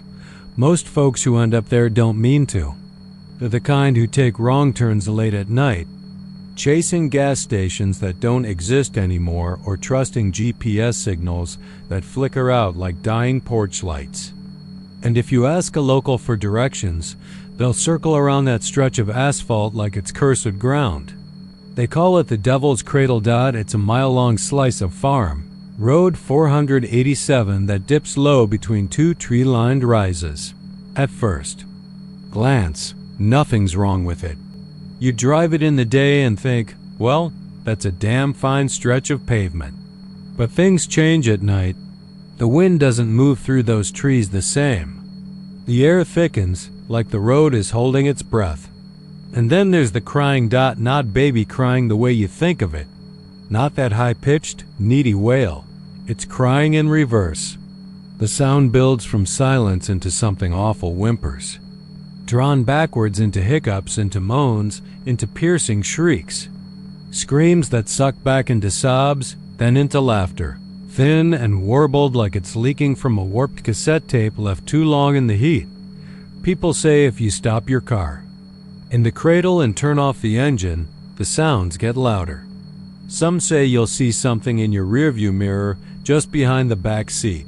Others say the sound comes from inside your head, like it's been planted there. No two stories match exactly, but they all end with the same warning. Don't stop in the cradle, and for the love of God, don't look behind you. Wayne McCutcheon wasn't one to scare easy. 57 years old and stitched together by hard-living Vietnam vet, 2 ex-wives in a hardware store that barely limped along after the Walmart moved up in Taylor. He didn't believe in ghost stories. Thought the whole thing was A bunch of horseshit made up by teenagers and old drunks looking for attention. But curiosity's a sly bastard, and on a slow August night, Wayne decided to drive the cradle himself. No moon that night, just the glow of his Silverado's headlights cutting through the dark like blades. The fields on either side looked like they'd been dipped in tar. He slowed when he hit the dip. The trees closed in, branches arching overhead, like a chapel made of bone. Then he turned off the engine. Silence at first. Deep, real silence. Then a faint hiss, like static. The kind you'd hear when tuning an old radio. His ears strained, but he told himself it was just wind, maybe an animal rooting through the brush. But then the crying got low and guttural, like a baby struggling to breathe. But it was wrong. Wayne couldn't put his finger on it. The sounds didn't come out. They pulled in like the air itself was being sucked into a hole. The cries reversed, slurping and glitching in a way that made his teeth hurt. Then the laughter began, wet, burbling, like something trying to imitate joy but not understanding. Wayne's breath fogged the inside of the windshield. The air had turned cold, impossibly so for an August night. He reached to start the engine again, but his hand froze on the key. Movement in the mirror. At first, just a shape. Then the shape became clearer, a child's silhouette sitting in the center of his backseat, not moving. Just sitting there, head tilted to one side like a broken doll. The crying got louder. Reversed screams clawed at the inside of his skull. Blood started trickling from his ears, slow and sticky. Then the child moved. Its head twisted too far, like it had no bones, and its mouth opened impossibly wide. Not to cry, not to scream, but to laugh. Wayne slammed his hand onto the key, engine roaring to life. The figure vanished the instant the headlights returned. He punched the gas, tires squealing, rubber screaming against the pavement as he fled the cradle. He didn't stop until he reached the Valero station 20 miles up the road, where he staggered inside, covered in sweat and shaking like a man who'd just escaped hell. He never talked about it, but he never drove that road again. Then there was Cassie Hightower, 17 and bitter, running from a mother who drank too much and a stepfather who stared too long. She'd heard the stories, laughed at them with her friends while passing a joint under the bleachers. "I'll go out there and record it," she said. "Post that shit on TikTok. Make it go viral." She took her boyfriend's Jeep, drove alone, midnight sharp. Her phone was on the whole time, recording video. But when they found it the next day, all it captured was static and the sounds of something crying in reverse. And something else, like wet fingers tapping on the glass. Like a baby trying to claw its way out of a womb it never should have been in. Cassie was gone. Doors locked from the inside. No broken glass, no signs of a struggle. Her seatbelt still buckled. Her purse on the passenger seat. All that was left was a single white baby shoe, wet and blackened with soot. Some say the cradle wasn't always cursed. That once, before Bartlett was Bartlett, a preacher and his young wife lived in a house at the edge of that road. They were new to town, strict and cold, and when the wife gave birth to a stillborn child, something in her snapped. She went into the woods and came back days later with a bundle in her arms, cooing and rocking it like it was real. They said it smelled like fire and rotting meat. They said it moved, but not the way a baby should. One night, she walked into the church, her dress soaked in blood, and placed the bundle on the altar. Then she lit a match. No one knows what happened after. The church burned to the ground. The preacher was never seen again. But the crying started soon after, always at night, always backward. Locals believe the cradle isn't haunted, it's infected. Like a wound that won't heal, festering with something that should never have been born. You can bury the bones, pave over the land, tell yourself ghosts aren't real. But the thing in the cradle doesn't care. It was never alive to begin with. It's something else, a mimic, a mistake. A cry that echoes in reverse because it was never meant to be heard forward. And if you listen too long, if you stop and stare into the mirror too hard, it sees you dot and then it remembers the way back.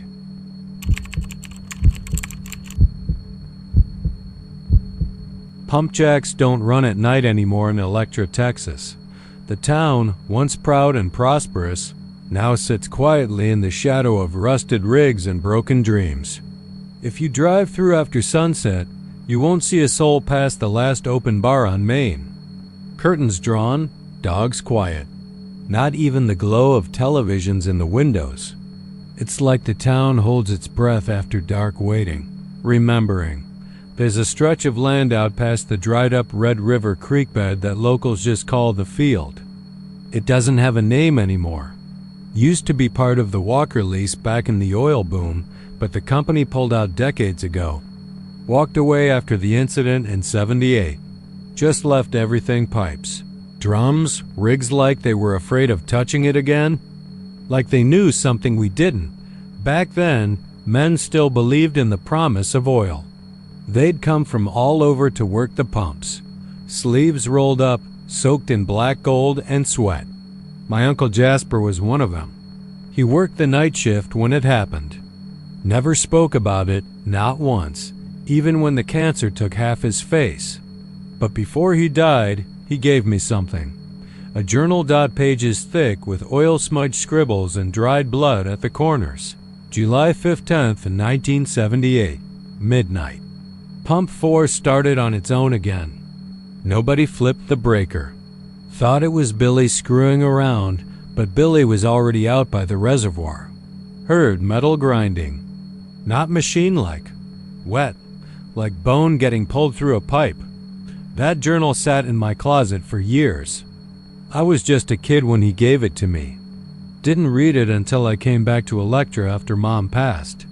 Thought maybe it was just the ramblings of a sick man. But something about the way his handwriting slanted on certain pages, like his hand was being pushed, it got under my skin. Especially the pages that smelled like oil. Even after decades, the scent was fresh. Sharp and metallic, like something still alive. They say the oil beneath Electra wasn't like regular crude, darker, thicker. It burned differently, smelled wrong. When the first geologist came, they warned the land wasn't stable, something about pressure pockets and abnormal seismic patterns. But the money talked louder than the warnings. Jasper wrote that men started changing after a few months. He said you'd look at someone you'd known all your life, and suddenly their eyes weren't right. They'd just stand there, blinking too slow, faces slack, like their skin didn't fit anymore. He said one night out by Pump 7, they found a man who drowned in oil, even though there wasn't a spill. Just oil in his lungs. Like it climbed in from the air. No autopsy, no investigation. The company paid the widow and told the rest to shut their mouths and keep working. But they didn't. They whispered and then the whispering stopped. What happened on the last night, August 2nd, 1978, was never printed in the papers. The official report was an equipment malfunction that killed 11 men. The fire burned for 3 days, but nothing could explain why the ground itself bubbled, or why the rigs twisted like taffy, or why the survivors wouldn't talk. The pump jacks don't run at night anymore, but people still hear them out in the field. If you're dumb enough to go past the fence line, where the company left all those rusted signs that say, "No entry, H2S gas," you'll hear them start up just before midnight. A low creak, like an old man cracking his back, followed by the rhythmic groan of machinery working something deep underground. Metal grinding against bone. A couple years back, a high school kid named Clay dared his buddy to go out there with a flashlight and a six-pack. Only one of them came back. The one who made it out said the other just stopped moving, stared toward one of the rigs and walked straight into the darkness like he was sleepwalking. When they found the body a week later, his skin was black and glossy, like someone had dipped him in crude. But there were no burns, no bruises. Just a mouth full of oil and a face frozen in absolute terror. There have been others. Always teens or drifters. Always at night. And every time, the sheriff marks it down as exposure or a meth accident. Folks around here know better. But they don't say it out loud, Dot, because if you say their names, they come. The oil men. That's what the older folks call them. Men made of tar and teeth. Big things that walk like they used to be human, but their joints are too loose and their mouths too wide.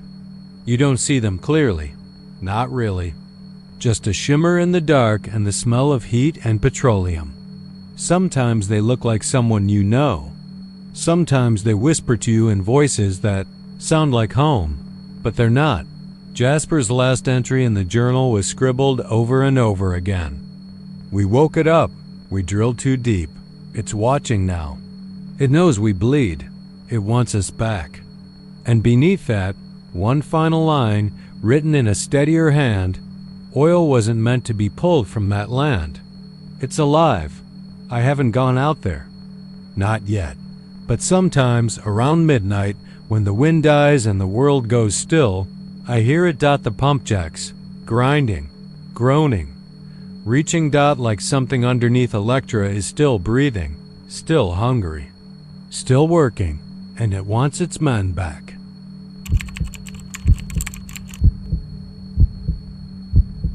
The sun was beginning to bleed orange over the flat, dusty horizon when Clay Anders pulled off Farm Road, 3078, and into the gravel parking lot of Balmorhea State Park.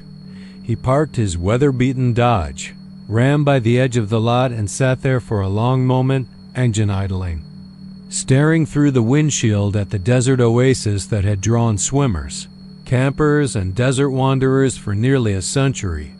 The spring-fed pool shimmered like liquid glass in the late afternoon light, ringed with sun-bleached concrete and dotted with a few remaining sunbathers packing up for the day. Clay could hear the faint slap of water against stone, the occasional splash of a lone swimmer doing slow laps. It looked peaceful, serene, but Clay knew better. He hadn't come for peace. He killed the engine and stepped out, boots crunching on gravel. The air was thick with heat, the kind that clung to your skin and smelled faintly of minerals, sunscreen, and something else, something faint and sour, like water left too long in a closed container. He paused and glanced at the posted sign. Near the entrance gate, pool closes at sundown. No exceptions. A park ranger stood nearby, arms crossed, watching the few remaining visitors with the kind of stare that said rules weren't suggestions. Clay gave him a nod, got a brief nod back, and walked past without a word. He hadn't been here in over 20 years. Not since he was 17. Not since the night Lily vanished. She'd been swimming right next to him, laughing, splashing. Then a scream short, cut off like a yanked plug, and she was gone, not a trace. No bubbles, no struggle, no body. Just ripples spreading out from where she'd been. The rangers had dragged the spring. For 3 days, nothing. Locals muttered about underwater caves, strong currents, even alligators. But Clay remembered what he'd felt in that moment, just before Lily disappeared. The cold, the unnatural pull, like something had reached up from the deep and touched the bottom of his soul. And the eyes. He saw them once, just for a second, when he dove in after her. Pale, lidless eyes hovering in the darkness, huge, inhuman, watching. Everyone said it was grief, trauma, imagination, but he knew better. Now, 23 years later, he'd returned with a cheap motel room in town, a waterproof flashlight, and a plan to stay past sundown. Clay spent the next few hours walking the perimeter of the pool, watching the shadows stretch, listening to the wind hiss through the dry grass and whisper over the stone walls. As the sun dipped lower, the lifeguards whistled the final swimmers out of the water.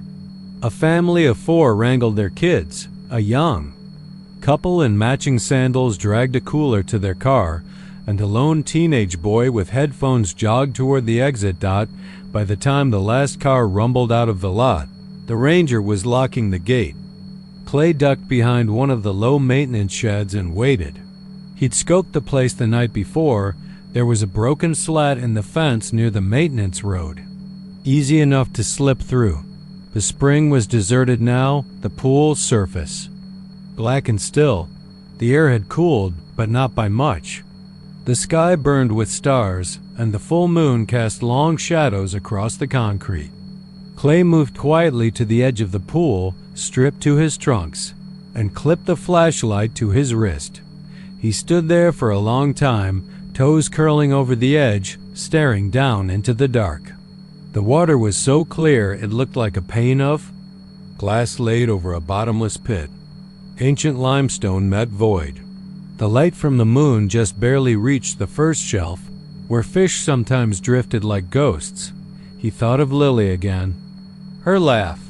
The way her hair spread like ink when she went under. He clenched his jaw, took a deep breath, and dove in. The cold hit him like a slap, shocking, raw.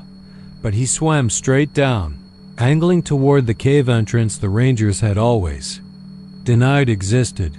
The beam from his flashlight cut through the dark and tight focus, slicing through silt and bubbles. Schools of tiny fish scattered away. Then he saw at the mouth of the cave, a jagged crack in the limestone, barely wider than his shoulders. Clay paused, heart hammering. Every instinct screamed at him to turn back. He kicked forward. The cave swallowed him. For a moment, there was nothing but his breath, the echo of water against stone, and the soft whine of pressure in his ears. Then the temperature dropped again, impossibly colder than before. His skin prickled. He shined the light.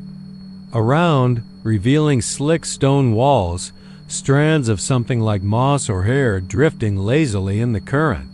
He pressed forward, deeper dot and then movement. Something large brushed past him.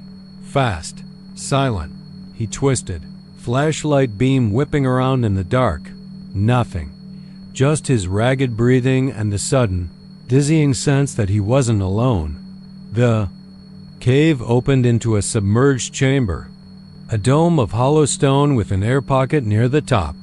He surfaced with a gasp and floated for a moment, treading water. That's when he saw them. The walls of the chamber weren't smooth.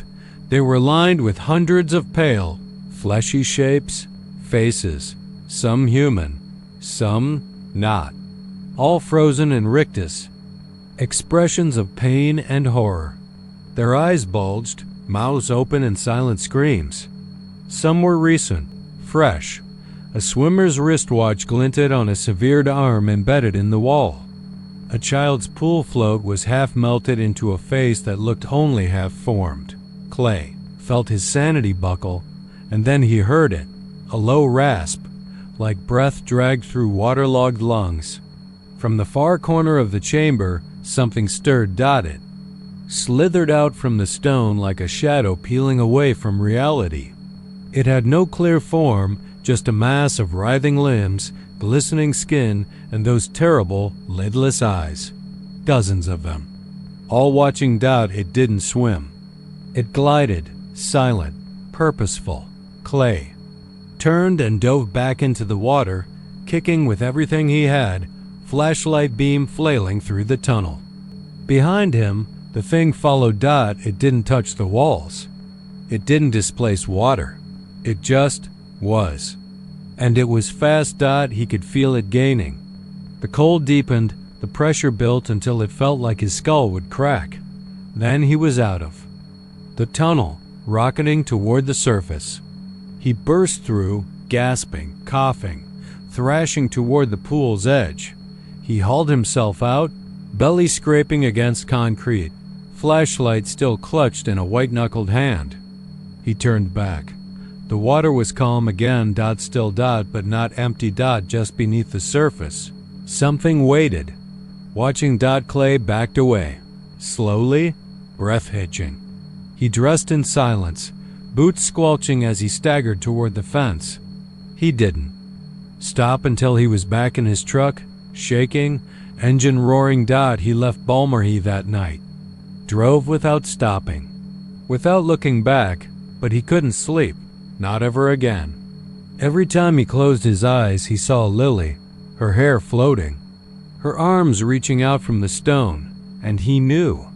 The thing in the spring hadn't followed him out, because it didn't need to. It had found someone else. Someone new. Maybe a kid who slipped under after curfew. Maybe a ranger too curious for his own good. It didn't matter. It was still there. Still hungry. And the water still looked clean.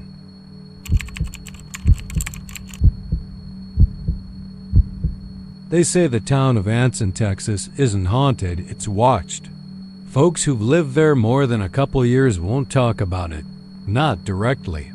They'll wave their hands and mutter something about stories to scare kids, but their eyes always glance off in the direction of the old cemetery out on County Road, 429, the one with the rusted iron gate hanging like a broken jaw, and a crooked mesquite tree that leans like it's eavesdropping. That gate's seen more truck headlights than funeral processions. They call her the woman at the crossroads. Supposedly she was buried in that cemetery sometime in the 1800s, back when Anson wasn't much more than a bar, a blacksmith, and a saloon doubling as a church on Sundays. No one knows her name. Some say she was a mother waiting on a son who never came home. Others whisper she was a witch hung by settlers or a murdered prostitute dumped in a pauper's grave. All that's known is this: you park by the gate at midnight, flash your lights 3 times, and wait. If you're lucky, you'll see her. If you're stupid, you'll forget to lock your doors. Jason Milner didn't believe any of it. 17 years old and itching to do something dumb before graduation, he was the kind of kid who thought horror stories were for YouTube and meth heads. He had a used Toyota pickup, a pair of Oakleys he wore at night, and the sort of teenage overconfidence that curdled into something darker when mixed with boredom. It was his cousin Derek who brought it up, after too many shiners and a slow night cruising around town. "You ever seen her?" Derek asked, flicking his lighter over and over, even though he didn't smoke.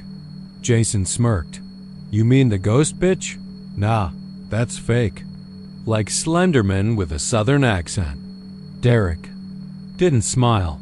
"My brother saw her once. Swore she was standing just inside the gate. Didn't come home right for weeks. Wouldn't sleep near windows.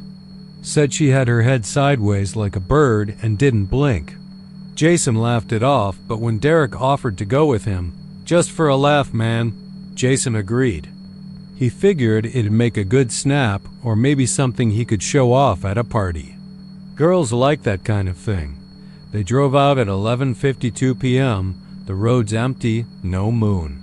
The lights in town died behind them, replaced by fields that stretched on forever, shadowed and twitching in the warm wind.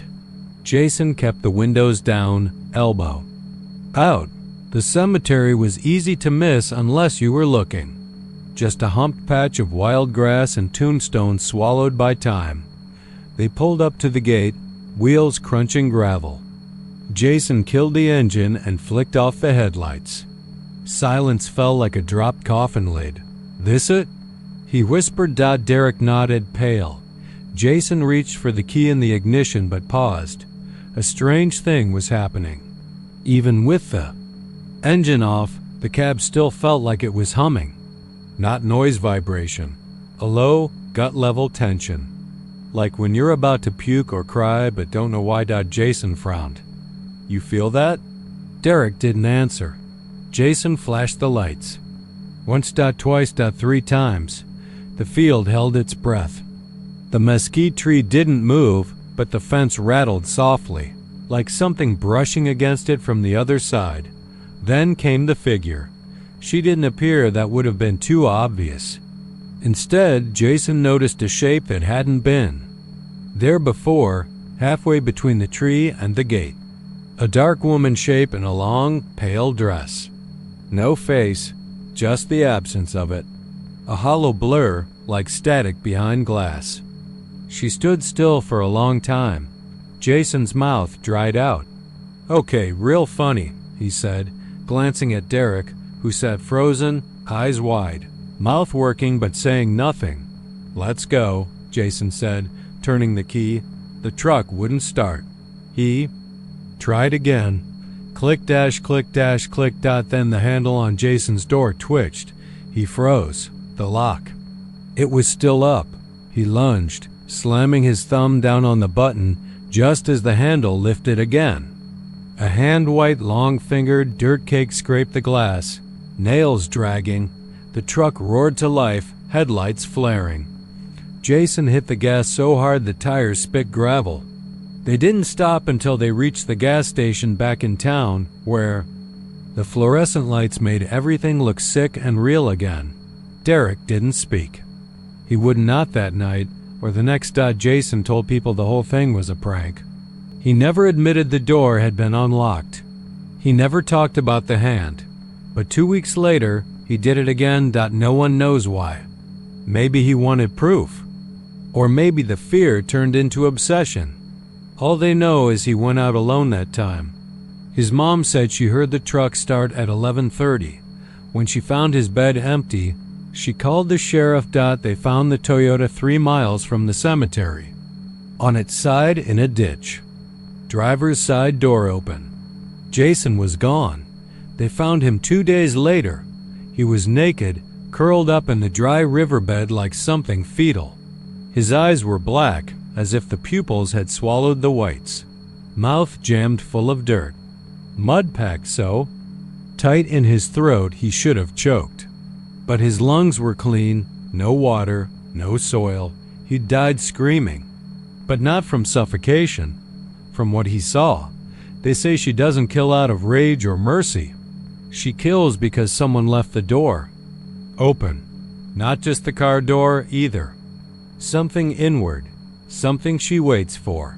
The stories are all the same. Kids who go out laughing, full of bravado, leave the door open just a crack.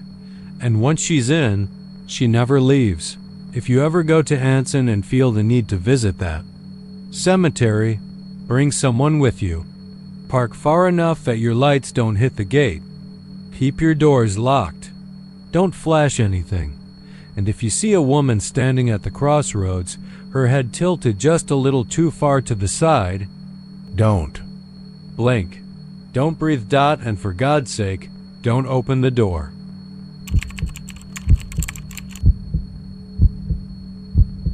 They say the desert remembers everything. Blood, secrets, curses, it all sinks into the dust and waits. Down in Langtree, Texas, the ground's dry and cracked like an old man's palm, and the wind whistles through the canyons like it's trying to warn you. Folks don't pay much attention to old stories these days, not until something makes them listen. Langtree used to be a railroad town, just a smudge on the map near the Rio Grande, where Judge Roy Bean once held court in a saloon and called himself the law west of the Pecos. He was a showman, a drunk, a mean bastard when he wanted to be. They say he hung men without trials, shot others for less. Even passed rulings in his sleep. That was over a century ago. But people still whisper that he never really left. It starts with the horses. You hear 'em late at night. Hooves clicking on stone, coming up from the dry riverbed like a ghost cavalry. No cars out there. No ranchers riding under a dead moon. Just the sound of a horse trotting slow and steady, like it knows where it's going. Some folks who've heard it say the rider hums to himself like an old saloon tune nobody's played in 100 years. One guy, a retired game warden named Ellis Braithwaite, swore he saw him, a tall figure in a long black coat, a wide-brimmed hat pulled low, riding a pale horse with eyes like red coals. Ellis said he watched the man ride past the gas station at 2:12 a.m., didn't make a sound, didn't look his way. The next morning, Ellis's dog was dead. Spine snapped clean. No footprints. People go missing out there too. That's nothing new. It's a desert, after all. Easy to get turned around, to die of heat stroke or rattle bite. But these disappearances are different. No bodies, no signs of struggle. They just stop showing up. Leave coffee on the stove, wallet on the kitchen table.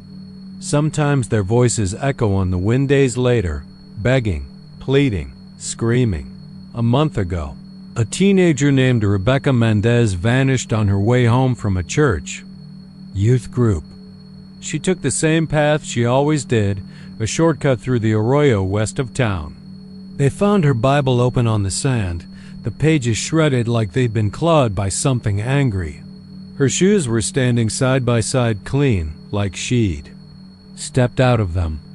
Her parents heard her voice 2 nights later, sobbing in Spanish, coming from the sagebrush behind their house. Her father ran outside with a flashlight and a shotgun. He found nothing but the faint outline of a noose carved into the dirt. Langtry's sheriff, a heavy-set man named Carlos Vela, doesn't talk about it. Won't even say the judge's name. He keeps the station lights on all night, every night. Drinks coffee like it's holy water. But he's seen things. His deputy quit last year after catching sight of something in the holding cell, a man sitting inside with no face. Just a dark smear where the features should have been, wearing a sash that said, Justice of the Peace. He was gone before the sun came up. It's always worse when the wind's from the south. That's when the trials start. The locals say you can hear it. The roll of thunder that isn't thunder. It's the sound of a gavel slamming down. Voices rising, not in argument, but in judgment. A whole court convened out in the canyon. Invisible except for the echo of its rage. Witnesses, juries, the condemned. Every now and then, a traveler will stumble onto the scene. Lost hikers or ghost hunters thinking they're clever. They come back changed, if they come back at all. One woman from El Paso, a podcaster with a paranormal channel, claimed she saw an old western courtroom carved into the rock, lit by lanterns that burned blue. She said she saw people chained at the wrists, mouths sewn shut, waiting to be called. She said the judge smiled at her, asked her if she was guilty. She laughed and said, "Of course." She woke up 3 days later, 40 miles south, with her tongue sliced clean down the middle like a serpent's dot. No one knows what makes the judge choose his victims. Maybe it's guilt. Maybe it's something darker, unfinished business. Debts unpaid. Folks who've lied, cheated, hurt others without punishment. But sometimes it seems random. A 7-year-old boy vanished from a school bus in broad daylight. A pastor's wife was found wandering the cliffs, muttering about the gallows and scratching her arms until they bled. One old rancher, Luke Dennis, claimed to have faced the judge and lived. Said he woke in the night and found himself standing, alone in a dry gulch, lit by the flickering glow of lanterns hung from skeletal trees. The judge was there, tall, gaunt, his black coat moving without wind. His face was human but wrong, like something wearing human skin and stretching it too thin. He spoke without moving his lips. Told Luke he was on trial for what he did to the girl in 82.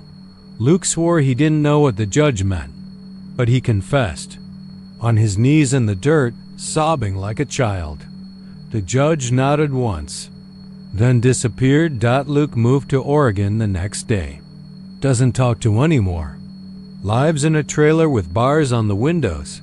The desert's changing. People say it feels heavier.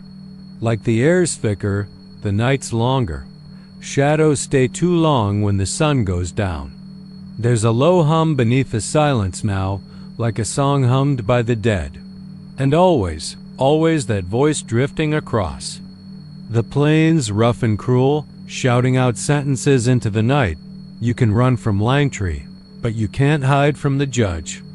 His court has no walls, no clocks, no appeals. Only the sentence.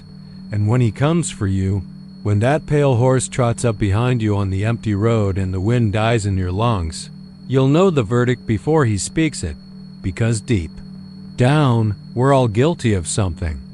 and Judge Roy Bean never stopped keeping score.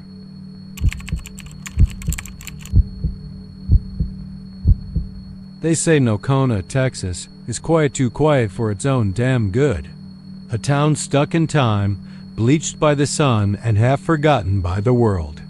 Drive through it too fast and you think you blinked and missed it. But the locals know better. Some places stay quiet not because there's nothing happening, but because there's too much no one wants to speak about. There's an old ranch home off 3rd Street. Looks like 100 others in North Texas, white siding faded to gray.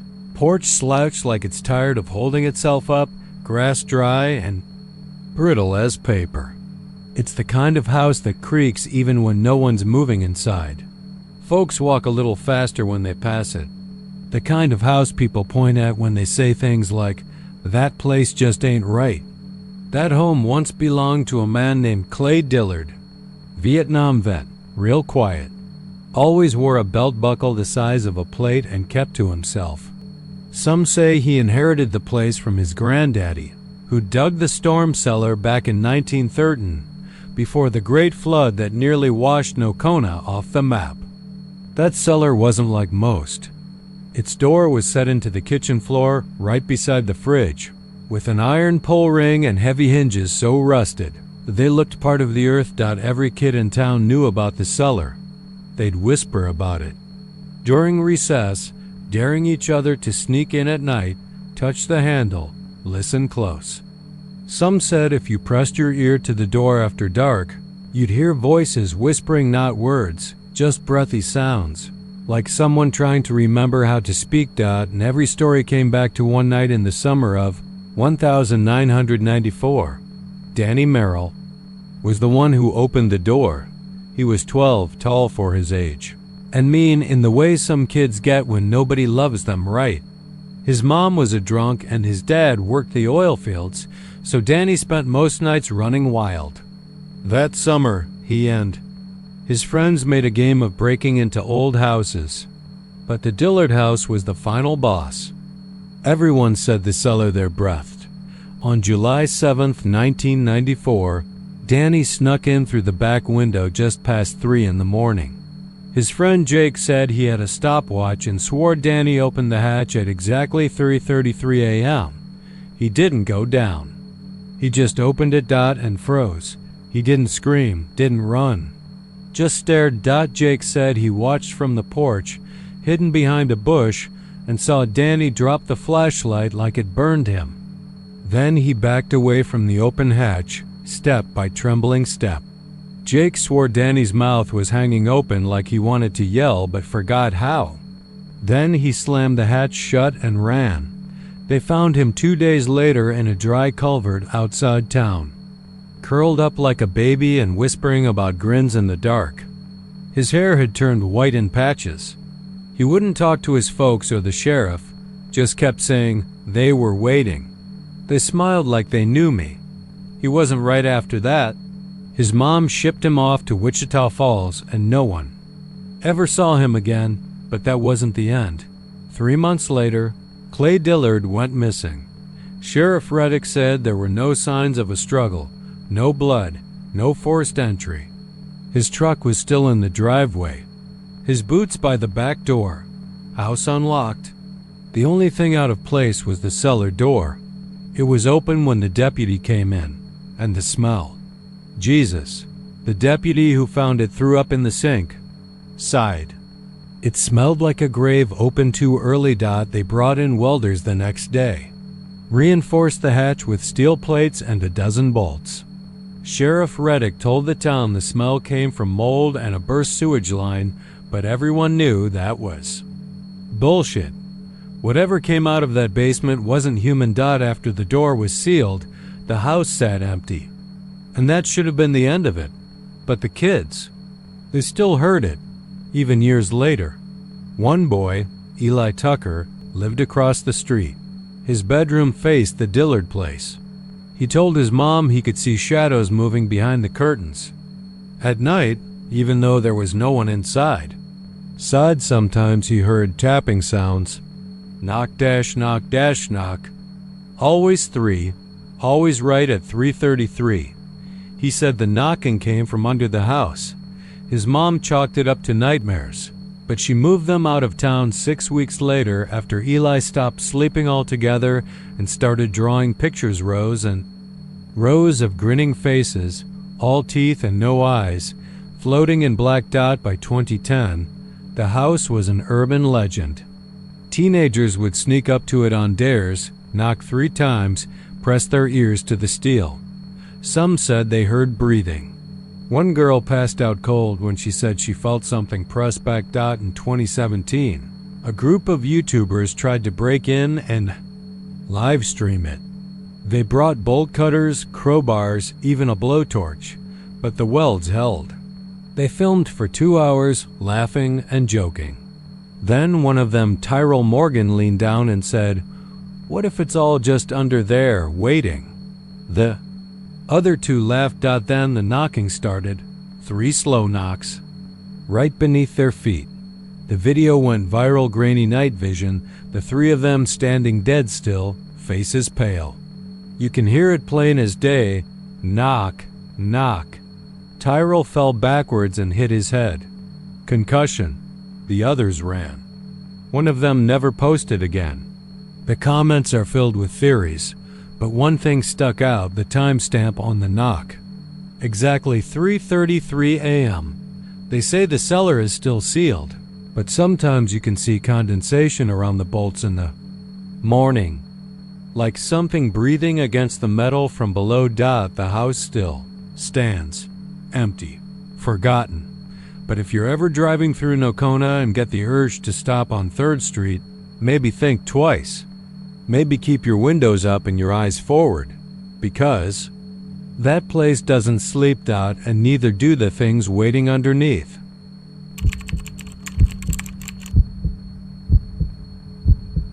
Bartlett, Texas, wasn't the kind of place you passed through by accident. It was a dusty, half-forgotten blip between Austin and Temple, tucked off Highway 95 like a wrinkle in time. Locals like to say it was the most photographed ghost town in the state. Quaint old brick storefronts and century-old homes, still holding their bones upright through heat and silence. But the photos never caught the nights, and no one ever came back with stories about what really happened after sundown. I arrived there just past noon on a Monday in July, the kind of heat that didn't just bake the pavement, but seemed to pull all the air out of your lungs. I was working on a travel piece, supposedly writing about forgotten Texas. I'd already done Marfa, Terlingua, and a dozen other towns whose histories got repackaged into tourist kitsch. But Bartlett, it felt different. RELER. The sun burned hard on the old town square. Most of the buildings were shuttered. One antique store had a flickering neon sign that read "Open," but the door was locked. A post office stood defiantly on the corner, its flag limp in the heat. I parked near what looked like a diner and stepped out. No wind. No birds. The air felt stalled. I walked past a barber shop with dust on the chairs and an old rotary phone. On the counter, a single strand of cobweb clung to the handset. It swung just slightly, as if someone had recently set it down. I found the inn on 4th Street, a weather-beaten house converted into a 2-room B&B. The woman who ran it, Mrs. Cantwell, looked like she hadn't blinked in 10 minutes when she opened the door. Her voice was sweet, almost rehearsed. "You'll want to be inside after dark," she said without prompting. "No sightseeing after 9. Town gets strange." I asked her what she meant. She didn't answer. Just handed me an old brass key and walked back into the house like she was on a track. Around 5, I wandered into the only open cafe in town, a greasy little place called Greer's. There were 3 people inside, and none of them spoke. They just looked at me.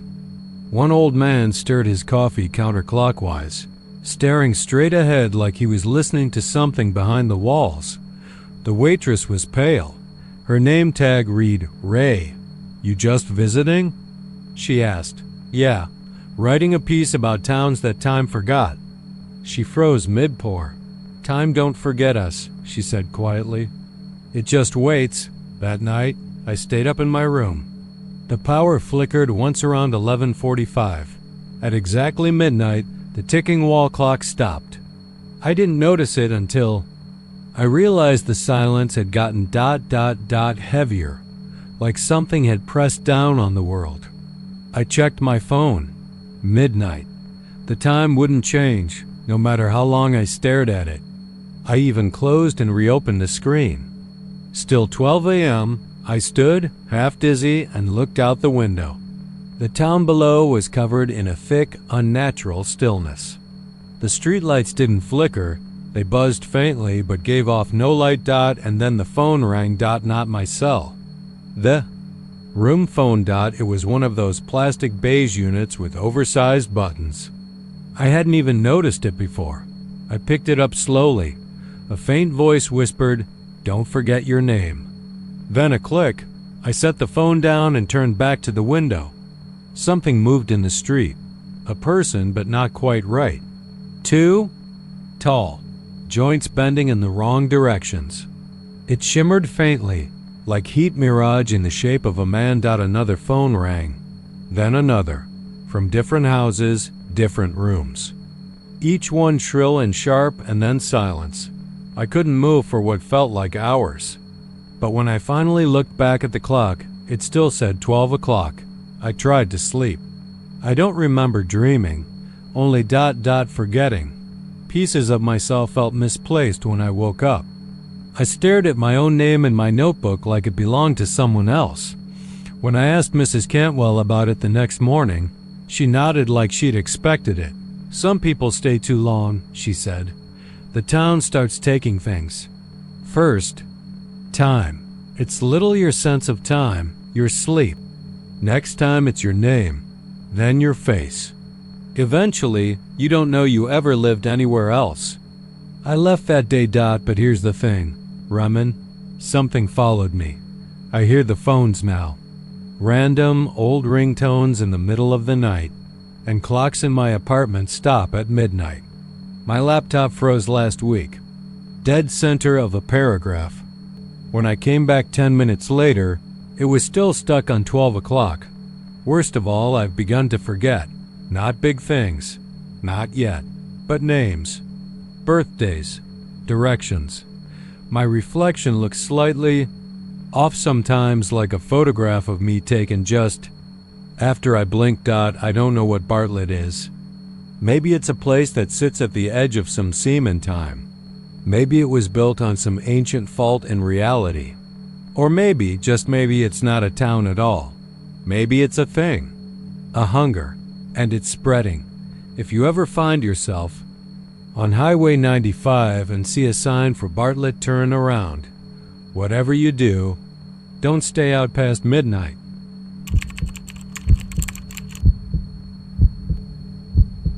No one lives in Toyah anymore. Not really. It sits like a cracked bone in the desert, sun-bleached and wind-worn, 20 minutes off the I-20 in West Texas.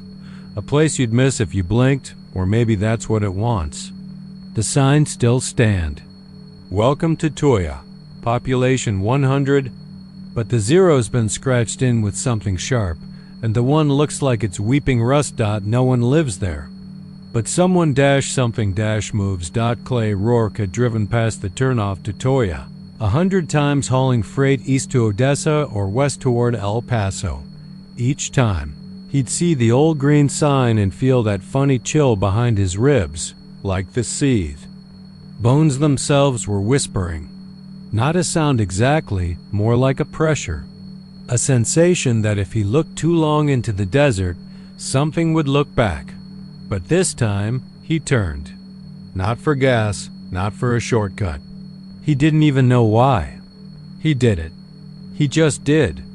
The road narrowed fast, cracked and clotted with weeds, bordered by sagging wire fences and the kind of dry brush that looked like it would catch fire if you stared at it too hard.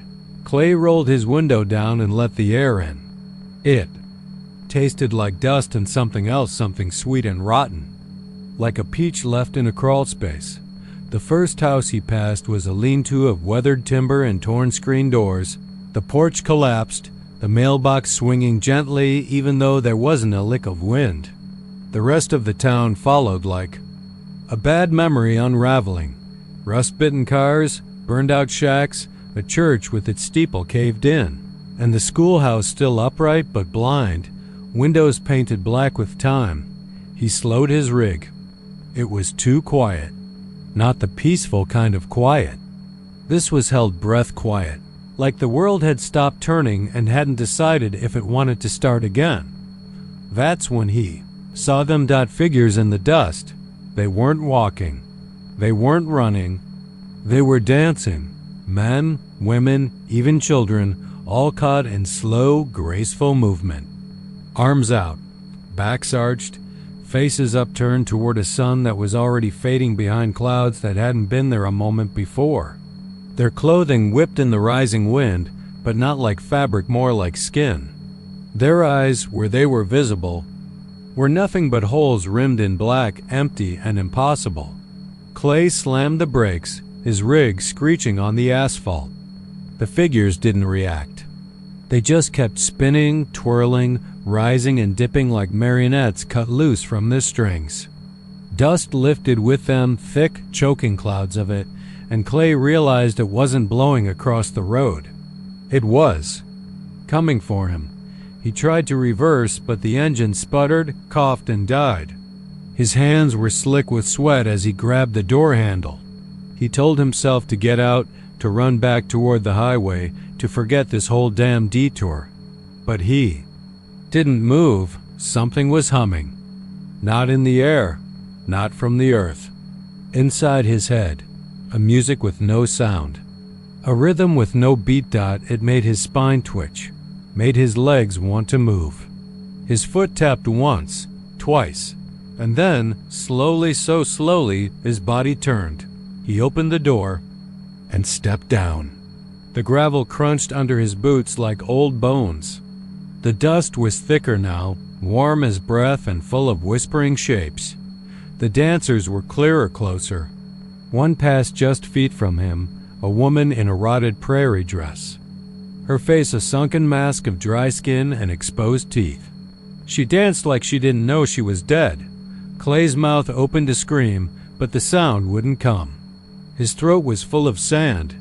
No dash ash dot. He stumbled forward. More dancers spun past him. A boy with no jaw. A man with broken legs moving, like they were whole. A girl in pigtails whose eyes had been sewn shut with barbed wire. None of them touched him, but each time they passed he felt colder. Older dot. He was losing time. Minutes folded into hours. The sun was gone. The sky above was red and black like dried blood. He turned to run, but there was no rig behind him. No road. Just more dust, more ruins. More figures lost in motion. They didn't speak. They didn't beckon. They just danced. Dot and Clay, trembling, aching, eyes full of grit and horror, felt his feet lift. Not off the ground. Not really. But they moved. He didn't want them to, but they did. His arms followed. Then his shoulders, then his spine. His body curled, swayed, dipped. Every step was agony and ecstasy. Every motion drew him deeper into their rhythm, into their silence. And the longer he danced, the more the dust clung to him, creeping into his clothes, his skin, his lungs. Somewhere miles away on I-20, a woman in a station wagon saw shadows twisting through the ruins of Toyah. No music, just movement. And though the windows were rolled up and the AC was blasting, she felt the heat and the pressure of unseen eyes on her. Her daughter asked, "What's that place, Mama?" She said, "Nothing, just a dead town." But as they passed, she could have sworn she saw one of the figures turn its head, just slightly, dot, and smile. Clay Rourke's rig was found a week later. Abandoned at the turnoff, engine cold, driver's door open. There were footprints in the dirt leading toward town, but they stopped halfway. like he'd simply been lifted. Locals don't go near Toyah anymore. Not even the oil crews.